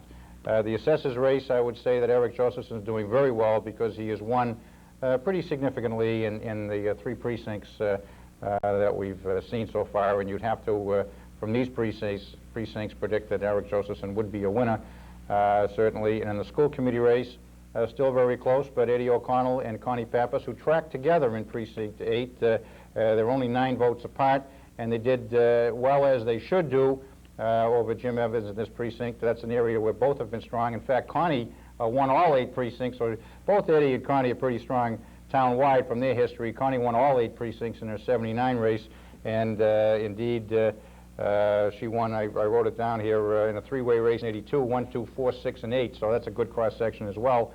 And Eddie himself has always done well in 8, and he won 7 out of the 8 precincts in 79 when he ran for selectman. So they're doing well, and Jim Evans, who's done very well in 4 and 7, has come back to the pack a little bit. It makes it a tight race. There's no question in my mind on the Precinct 8 vote that on the overrides that none of them are going to do very well by what we see here. Certainly the no vote here, which tracks what the no votes have been in the past. In Precinct 8, they have voted the most heavily, I think, against the 2.5 questions. They were 2-1 against it in 88, 3-1 against it in 89, and a little more than 2-1 against it in 1990. They've kept that. In fact, they're just as strong and stronger on some of these questions than those percentages. So I would say that it would take a tremendous turnabout in the next 5 precincts to see any of these questions on 2.5 pass. Right. Okay, going to our school committee race, Marianne Van Felt is out in the field and is with Connie Pappas, and we're going to get this report. Marianne, are you there? Thank you, Alan. We're here at 18 Amberwood Drive with Constance Pappas. Connie, may I call you? Sure. And Connie is a candidate for school committee. Now, Connie, you are a new candidate for school committee this time, but you are a previous member of the committee. That's correct. I served from 1976 to 1985 for 9 years. What made you decide to come back to school committee at this point? Well, because I saw a lot of things that were going on that I wasn't happy with, a lot of things that I thought could be done differently and could be done better. And I thought that the years of experience that I've had in dealing with similar kinds of financial problems would be beneficial at this time on the school committee. This has been a very interesting race and a very different race for a few different reasons. One of which is the fact that you and incumbent Ed O'Connell have put yourselves together as a ticket for school committee for the 2 open positions. How did you come about this alliance, and how do you think it's affected your campaign? Well, it was a hard decision because it's not something that's commonly done in Winchester. But when I got out on the campaign trail, I heard what the people were telling me, which was that they wanted substantial change. And in order to have that kind of change, we need to win a majority vote on that school committee. Otherwise, things will continue more or less in the same pattern that they have been for the last couple of years. And it's that cry and that need for change that encouraged me to ask Eddie to join with me and run as a team. Now, Jim Evans, of course, is a non-incumbent runner also, and he feels that this has really affected his campaign because it's basically been 2 against 1. What do you think is going to happen tonight, and what's going to happen if only one of the 2 of you get elected and one of you has to work with Jim? I don't think that's a problem. Ed and I have had many years of experience working in a committee environment, and we know that when you work as a part of a committee, you are one person and you need to work with the entire committee to get something done. So I don't see it as a problem. I think whoever is elected to the school committee is there to serve the town and to do the best job they can. Now, the other issue, of course, that has been hot this year is, once again, Proposition 2.5. You have a specific general override question regarding the school budget, and you have come out opposed to that override question. Talk about that a little bit, please. Okay, I think that this is the wrong time for us to be asking for more money from the taxpayers. We all know what the state of the economy is and what things look like in the Massachusetts economy, to mention what's happening here in Winchester. So I think that it's time for the school department to look very, very carefully at its budget and to make some economies. And this is one of the things that I talked about in terms of change. Up until now, the majority of the school committee has not even been willing to discuss reductions, let alone making reductions in non-essential services. And that's what I'm coming aboard for, so that we can take a line item by line item approach to the budget. And I think that there's money there that can be spent on direct services to kids without an override. What will you do with the school committee if you get on and it turns out you are once again part of a not quite big enough minority? I'm talking about the typical 3-2 vote that the school committee's had. Well, I've been in those positions before. I think when you get on any committee, you can't expect to win everything that you would like. Working on a committee means compromising, and it means working with other people. But I do expect that I will be able to bring forward my positions in open public debate and have a discussion among all 5 members of the school committee before anybody makes up their minds. I'm there to put forth my positions, but I'm also there to listen to what my colleagues have to say. So, and I'm confident that we can work together and that we can affect some policies for the town that will be beneficial for the kids and still be within the financial constraints that the town is facing. Connie, thank you very much. Do you have any final thoughts that you'd like to add? I'd just like to say that it's really been fun and a pleasure to run for public office again. I really love it. I love getting out there, meeting people, talking to them, hearing what they have to say. Winchester's a great place to live, and it offers a lot to all of us. And I feel privileged to be part of town government and to serve the community. I'd like to thank all my campaign workers. They have been superb, and it's been a great campaign. It's been a lot of fun, and whatever the outcome is, I'm sure it'll be in the best interests of the town. Connie Pappas, thank you very much for letting us into your home to talk to you. We've been talking with Connie Pappas, candidate for school committee, and right now it's back to you, Alan, as the party goes on here. They're waiting for results, but we don't know. And we're standing by ready to give them.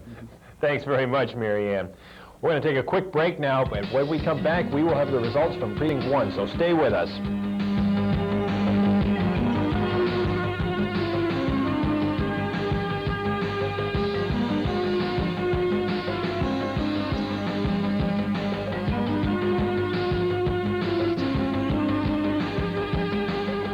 Hi, I'm Marty Fuller. I'm the host for our monthly show, Conversations with Dr. Mitsakos. And I say monthly because we have a new show every month. However, Channel 19 shows it every Wednesday on Channel 19. To my right is Dr. Charles Mitsakos, who's the superintendent of schools here in Winchester. And we're very pleased that he agrees to meet the public on this regular basis and answer questions that you may have about our schools here in town. So we ask you to join us every Wednesday on Channel 19 to learn more about education in Winchester.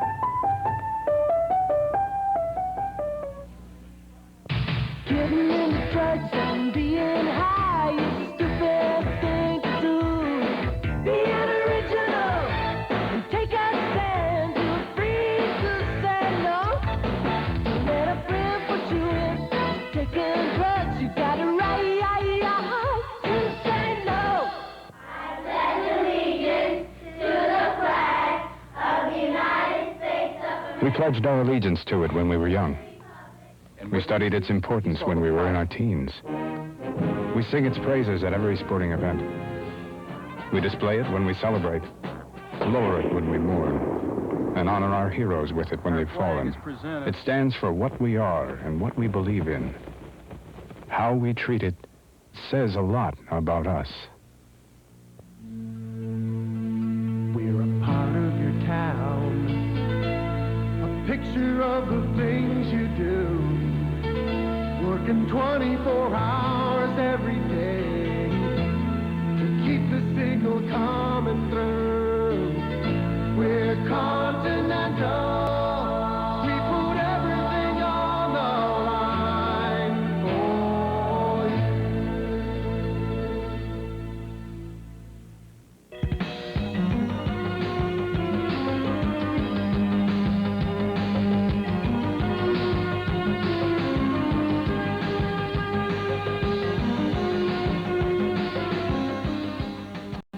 And we're back. I'm Alan Iden here with Alan McDonald here at the TV19 studios, and we are having the election results are coming in here.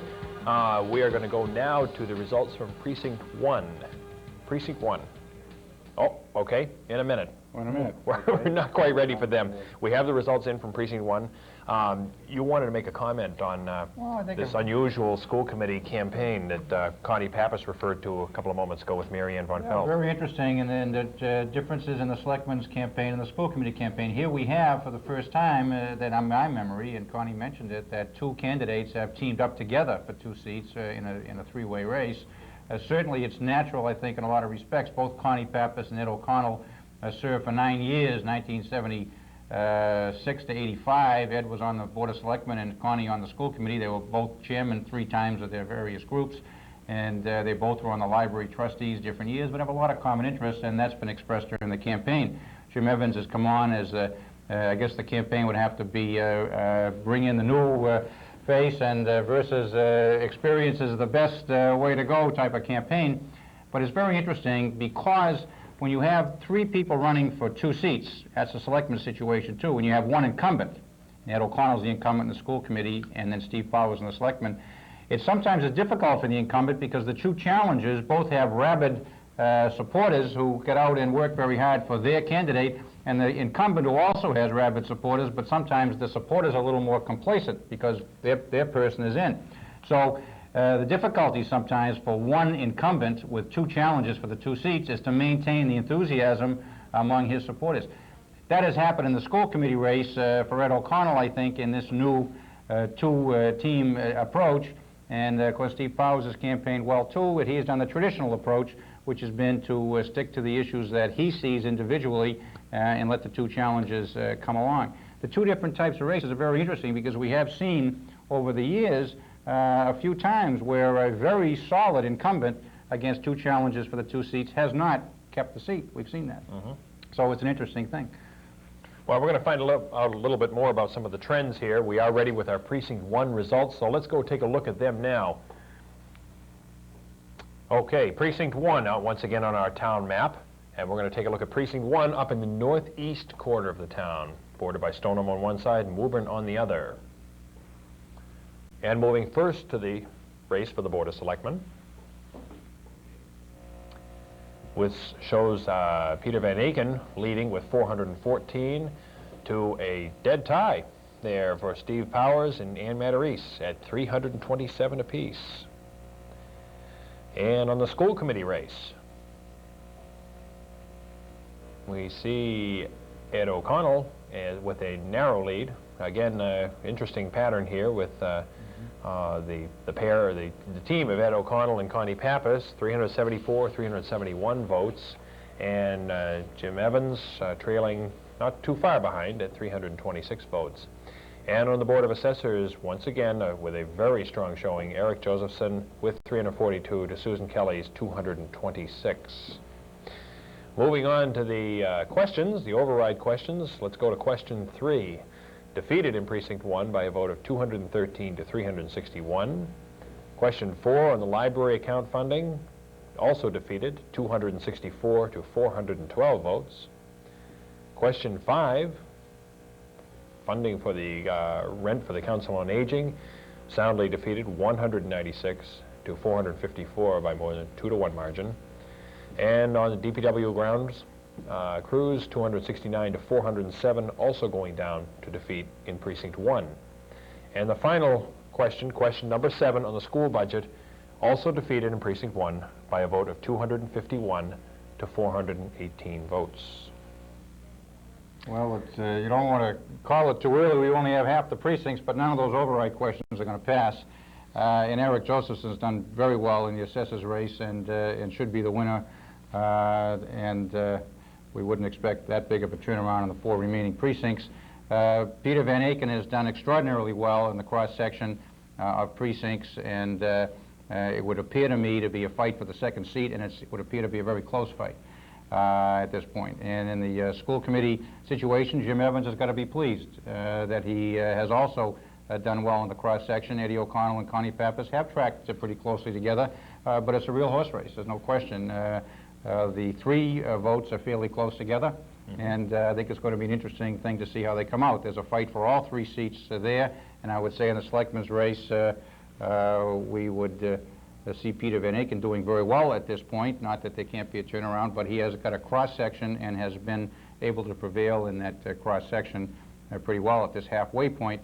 I would say it's going to be a very interesting race the rest of the way.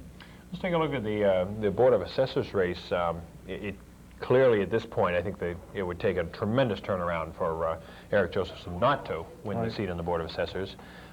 Any comments on that campaign or the personalities involved? I think they both campaigned well, and they are impressive candidates, the 2 of them. I think what Eric Josephson has done in his campaign is show the people that as a young man who has been very close to the town of Winchester, has gone through the school system, has been part of a family that's been very active in the community. The people know Eric Josephson and like Eric Josephson, have a great confidence in his ability. Susan Kelly is a new person in the town politics. I think that she also had a pretty good recognition from a wide circle, her supporters and others, and there's no question about her qualifications for the assignment.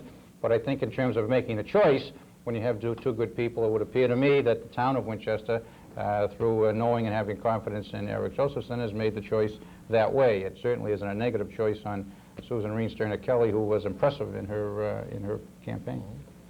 Well, once again, if you're just joining us, we have half of our precincts in now, and while we are working on cumulative totals for those precincts, we can call a couple of races, and that's not races, but a couple of items. The assessors race is pretty clearly going to go to Eric Josephson over Susan Kelly. As far as you're concerned, you want to pretty much call those override questions? Well, it's going to be very interesting to see. It's going to be interesting to see what Precinct 3 does. They're the ones that have been the strongest in support of the questions over time, but I would not see having Precincts 5 and 6 and 2 still outstanding as well. There isn't any way that any positive vote in Precinct 3 is going to weigh against some negative votes out of those other precincts on the tradition of how those precincts are voted. And I wouldn't call that before tonight's vote, except that the voting patterns of 1, 4, 7, and 8 have tracked pretty closely with the voting patterns in prior years on the override question. Interesting thing on the override, to me, there wasn't quite as much attention. There was a lot of work by various groups this year, and certainly on the DPW question in particular. But in other years, there was more emotion and involvement, I think, on the 2.5 question. I think we all understand the issue pretty well now in town, and we can put it out before the voters to give them this menu as the selectmen decided to do. But there wasn't quite the emotion. Everybody realizes how important the issue is, because it is important either way. But there wasn't quite the attention on it in the way, in my mind, was on the year before and even perhaps the year before that. Do you see any, you're saying at this point, it looks like the school committee, the school department budget vote is going to go down to defeat. Any thoughts on what effect that's going to have on Springtown meeting? Well, I think it's going to be a very interesting Springtown meeting. I think this is the reason for all the candidacies for town meeting. The questions that have come before the town meeting in the last 3 years in particular, 2.5's been with us for 11 years now, but the last 2 or 3 years have been very difficult in town meeting to make this budget go. So we're going to have some very interesting discussions, and there will be a lot of pressure on the school budget, and there's going to be a tremendous challenge to the two winners tonight, who have all discussed what their thoughts would be on managing the budget within the confines of 2.5, and certainly both Ed O'Connell and Connie Pappas talked about doing that with no overrides, and in the case of Jim Evans, he talked about of trying to manage it within the override failing also, but some need for flexibility in curriculum and teacher development and personnel. So it's going to be a challenge, there's no question about it, but town meeting has faced this before, and I think that I have confidence that town meeting, especially with the tremendous energy coming out of this election, will do a good job with it. Great. Alan, we're going to go now. We're going to move right along here. We have results in from Precinct 2. Our runners are in, and let's take a look and see as we move into the second half of our precincts here. Again, with the town map, we're going to go to Precinct 2 in the middle eastern section of the town, mid-east, bordered on the east by Stoneham.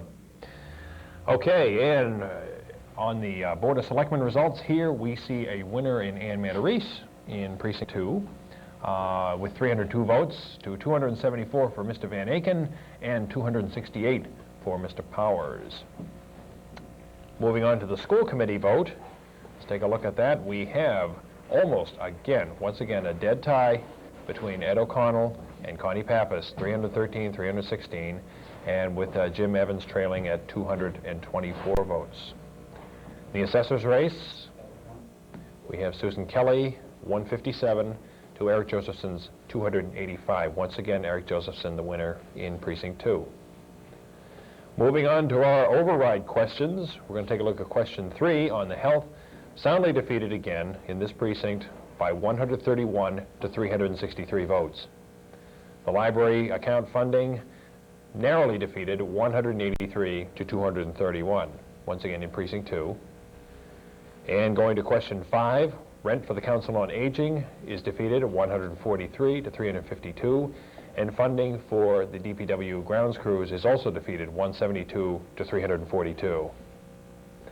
And our final question in Precinct 2, question 7 on the school budget, once again is defeated by almost virtually a 2-to-1 margin of 170 to 339.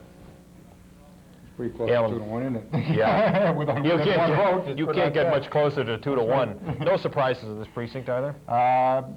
No, I guess it's been following a track, but I would say Precinct 2 has traditionally been a very good one for Steve Powers and Ann Matarese, and certainly they did fine. If anything, Peter Van Aken has done perhaps better than you might expect against Steve and Ann in that precinct. That's a good one for the two of them, and Peter Van Aken had support there as well. It's a good horse race across that precinct. Jim Evans continues to do well, in my opinion, versus Ed O'Connell and Connie Pappas. Again, this is an area where Ed and Connie have done well in the past, and you would expect them to continue to do so. They win here, which you would think they would, but it's not an insurmountable number for Jim Evans should he do very well in Precinct 3, as I would predict he should do well, given the Precinct 4 vote. Still a horse race. Still a horse race, no question about it. Well, speaking of horse race, Jerry, pay attention. we caught Jerry. This is going to be my trick for the evening, is catching Jerry off guard over at Town Hall there, studying his figures.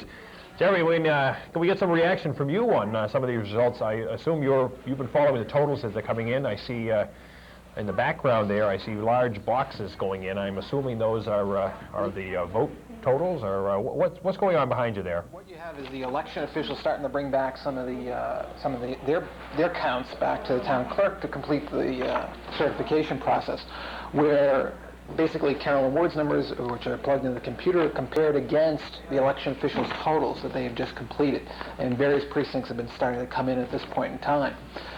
Just a quick note here is I've been looking at some of the figures, and I think Peter Van Aken expected to do well pretty much in 4 and 7, and and 3 also.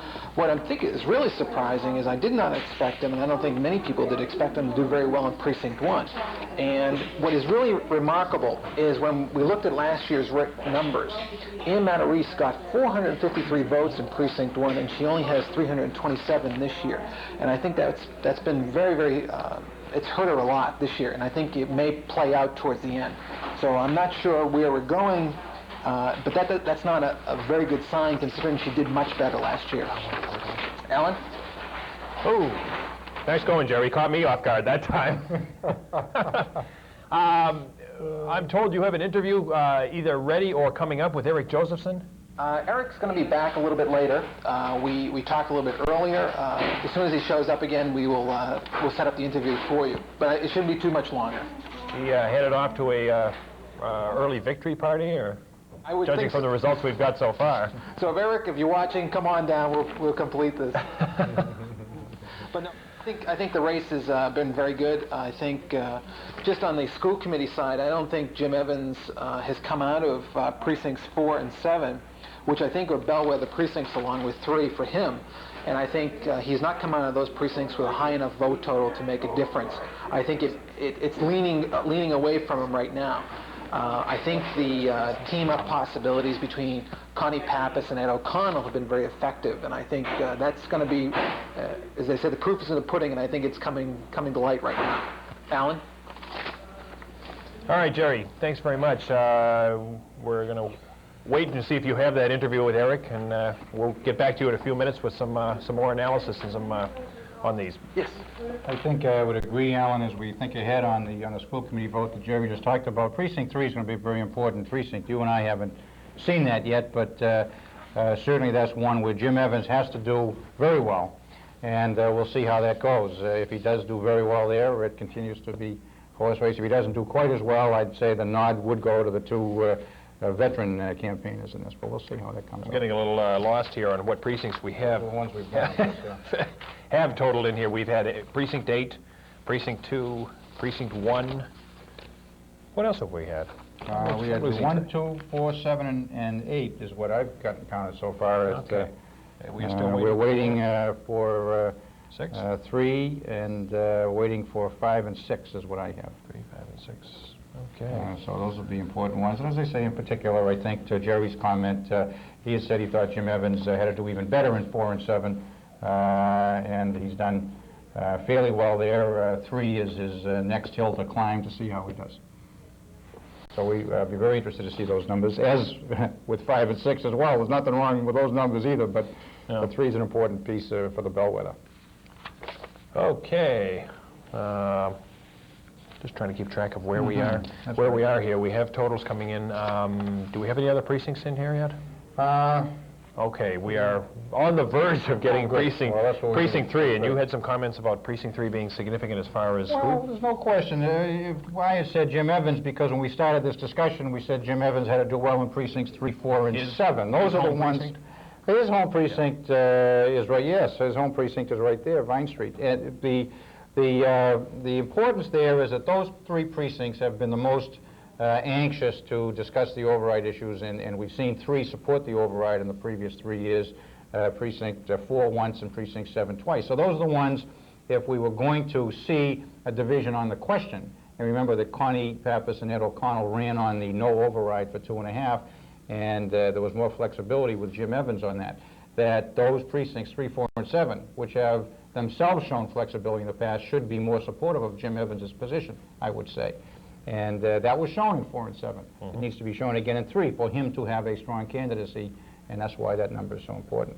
It's also going to be an interesting number on the overrides. Aren't going to win, we know, but it'll be interesting to see how 3 does go on the menu, to see if they do differentiate at all. And that'll be important as we look in future years, because there'll be other. This is our 4th in 4 years. There'll be other questions for an override in the future, I predict. Let me predict right here that we'll see that question again. You're gonna put your good name on the line. That's but this menu, I've always admired you for going out on a limb like that. The menu situation will allow the selectmen in the future to perhaps plan the best method of putting it on. My own feeling on the 2.5 situation is that the leadership of the town, when there's a 2.5 question, needs to be behind it and let the voters know full well the importance of the override in order for it to have any chance of success. And I think that the votes on this menu will allow the future leaders of the town of Winchester on this question to plan in the eventuality that they would care to see an override 2.5. We don't know if that'll be the case, but if they ever did wish to see the override, not just to put it in the ballot to let people do what they may, but to actually push for it, if they ever did want to do that, this menu vote will give them a feeling of the kinds of things that the voters would be more interested in supporting than not. So I think that's important. Do you think the day will come when a selectman who is running, say an incumbent running for re-election, will actually come out and support an override? Oh, will that day come? Sure, it came in a sense, well, I guess it was not the direct way last year even, but there was some discussion of override versus no override last year. As we go down the road, if the 2.5 doesn't ever change, it is an arbitrary number in the sense of keeping a limit without regard to inflationary pressures. Let's say 10, 15, 100 years from now, at some point, it may be that the town would say, you know, we have to do something a little different, and maybe even the state would allow more flexibility than just the property tax. Who knows in the future how all that will affect, but my guess is not in the immediate future unless we see the town meeting convinced they cannot do the job, and we haven't seen that yet. We see town meeting doing the job so far. Don't hold your breath. All right. More results are coming in right now. Let's take a look at the results from Precinct 3. Precinct 3 in the center of town. There's our town-wide map. Again, going to Precinct 3, right down the middle of the valley. And let's turn first to the Board of Selectmen race. Results from Precinct 3 show a solid win for Peter Vicken in Precinct 3. And coming in second, Stephen Powers, the incumbent, and Ann Matarese, third at 227 votes. Moving to the school committee vote, let's take a look at that now. And we see, once again, in his home precinct, Jim Evans doing very well with 502 votes, and the team of Ed O'Connell and Connie Pappas very, very close at 314 to 301. And on the Board of Assessors race, Susan Kelly with 265, and Eric Josephson still firming up his substantial margin with 333 votes. In the background you see the polling place, the Lincoln School. And let's move on to the questions. The Health Department, Board of Health, defeated, not quite so decisively in this precinct, 331 to 369. And the library account approved, 426 to 295, and I believe this is, well, this is not the first one that's been approved in, but the second precinct that's been approved in. Precinct 4 also approved the library funding. Question 5, the rent for the Council on Aging, defeated, not quite decisively, but 313 to 387 votes. And an approval in Precinct 3 for the DPW grounds crews, 382 to 328. And our final question on the school department budget is approved in Precinct 3 by a vote of 389 to 333. Any surprises here? You were calling them pretty close. Oh, I think Jim Evans has passed the test in this precinct and has to be pleased with that vote. Certainly, Peter Van Aken continues to do very strongly, and I wouldn't be unhappy necessarily either in Steve Powers or Ann Manarese's seat with that particular precinct, because Steve did fairly well, but Ann held her own somewhat because that's a precinct that hasn't been her strongest in the past. That was one that Tom Schmidt did very well in last year in the race with Ann Manarese, so I would say that she's done well also. What I'm surprised at, in a sense here, is the menu discretion that the people in Precinct 3 showed. They only voted in favor of 2 out of the 5 questions, and that shows a lot of discretion. In fact, they voted no heavily on a couple of those. And so there's definite discretion being used in this menu situation. I think clearly the fact that the Department of Public Works issue didn't pass here in Precinct 3, I think that does show, as I just discussed, the lack of any town leadership on that issue. Certainly there was a lot of activity, and certainly the Soccer Association and some others that are very active with the fields were very visible on that issue, and that was something that the people recognized. But I'm surprised, if I have to say there's a surprise, that particular override didn't pass in Precinct 3. All right, we have we're going to move along now to Precinct 6 results. And let's take a look at that now. Once again, going to our town-wide map. And we're going to move to the west side of town, Precinct 6, bordered by Woburn and Lexington. And I'm moving to our polling place at the the Vincent Owens School. Yeah, I've lived in the town for a while. I voted there, I should know.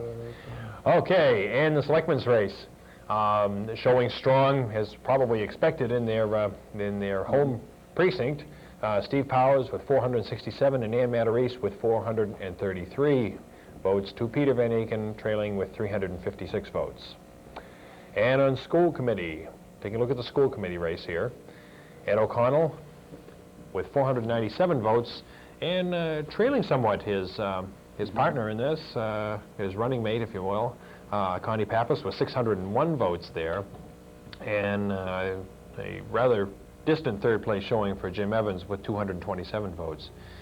Susan Kelly with 182, and again, Eric Josephson firming up his lead, solidifying his lead, cementing his lead with 462 votes.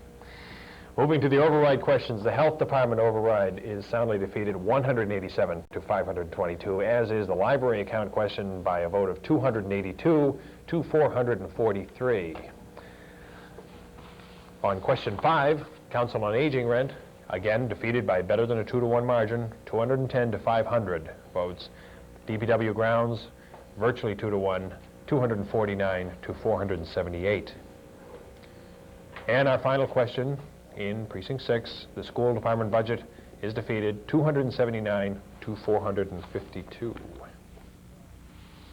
Well, Eric Josephson has sprinted out in the finish here, no question, and a very impressive win for him. This is Precinct 6, and Connie Pappas does win by 100 votes over Ed O'Connell. We'll maybe see Precinct 5 next. That's Eddie's precinct, and we'll see how he does over there. They both did very well against Jim Evans here, there's no question. They very impressive showing in Precinct 6 for both those candidates.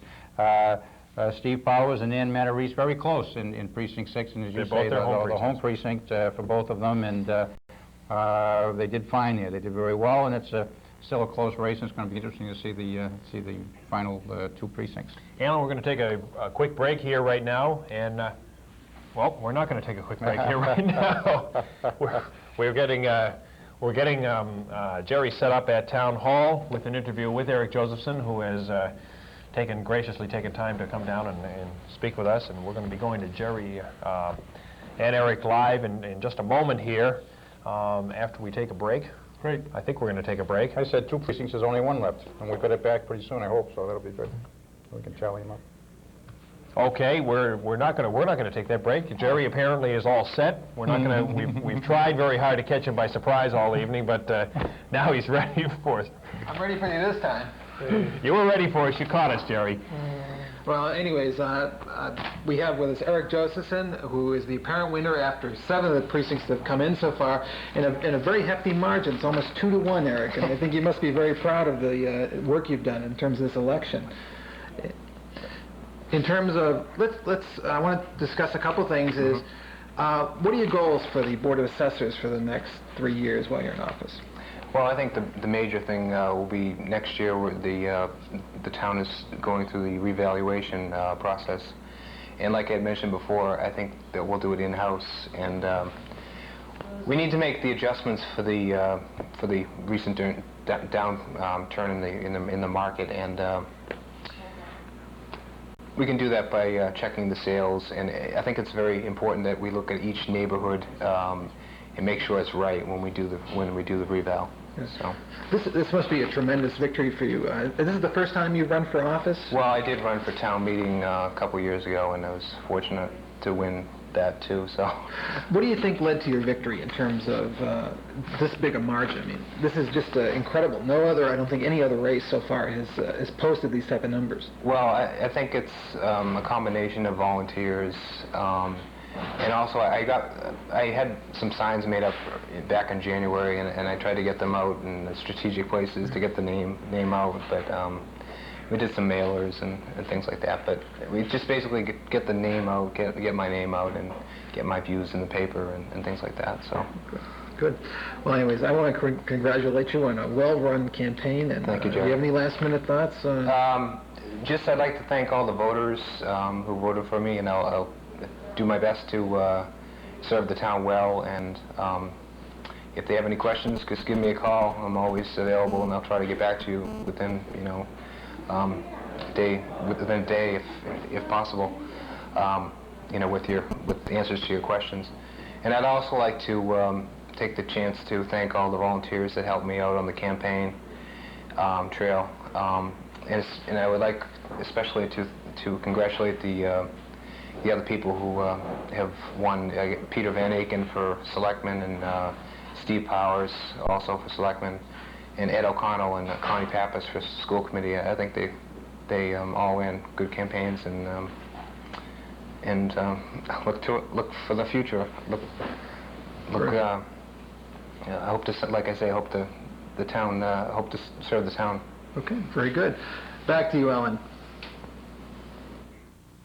Okay. You can hear us over there, Jerry? Yes, I can hear you fine. Congratulate Eric for us. He did a beautiful job, and tell him how excited the old people here are for the new generation coming on board.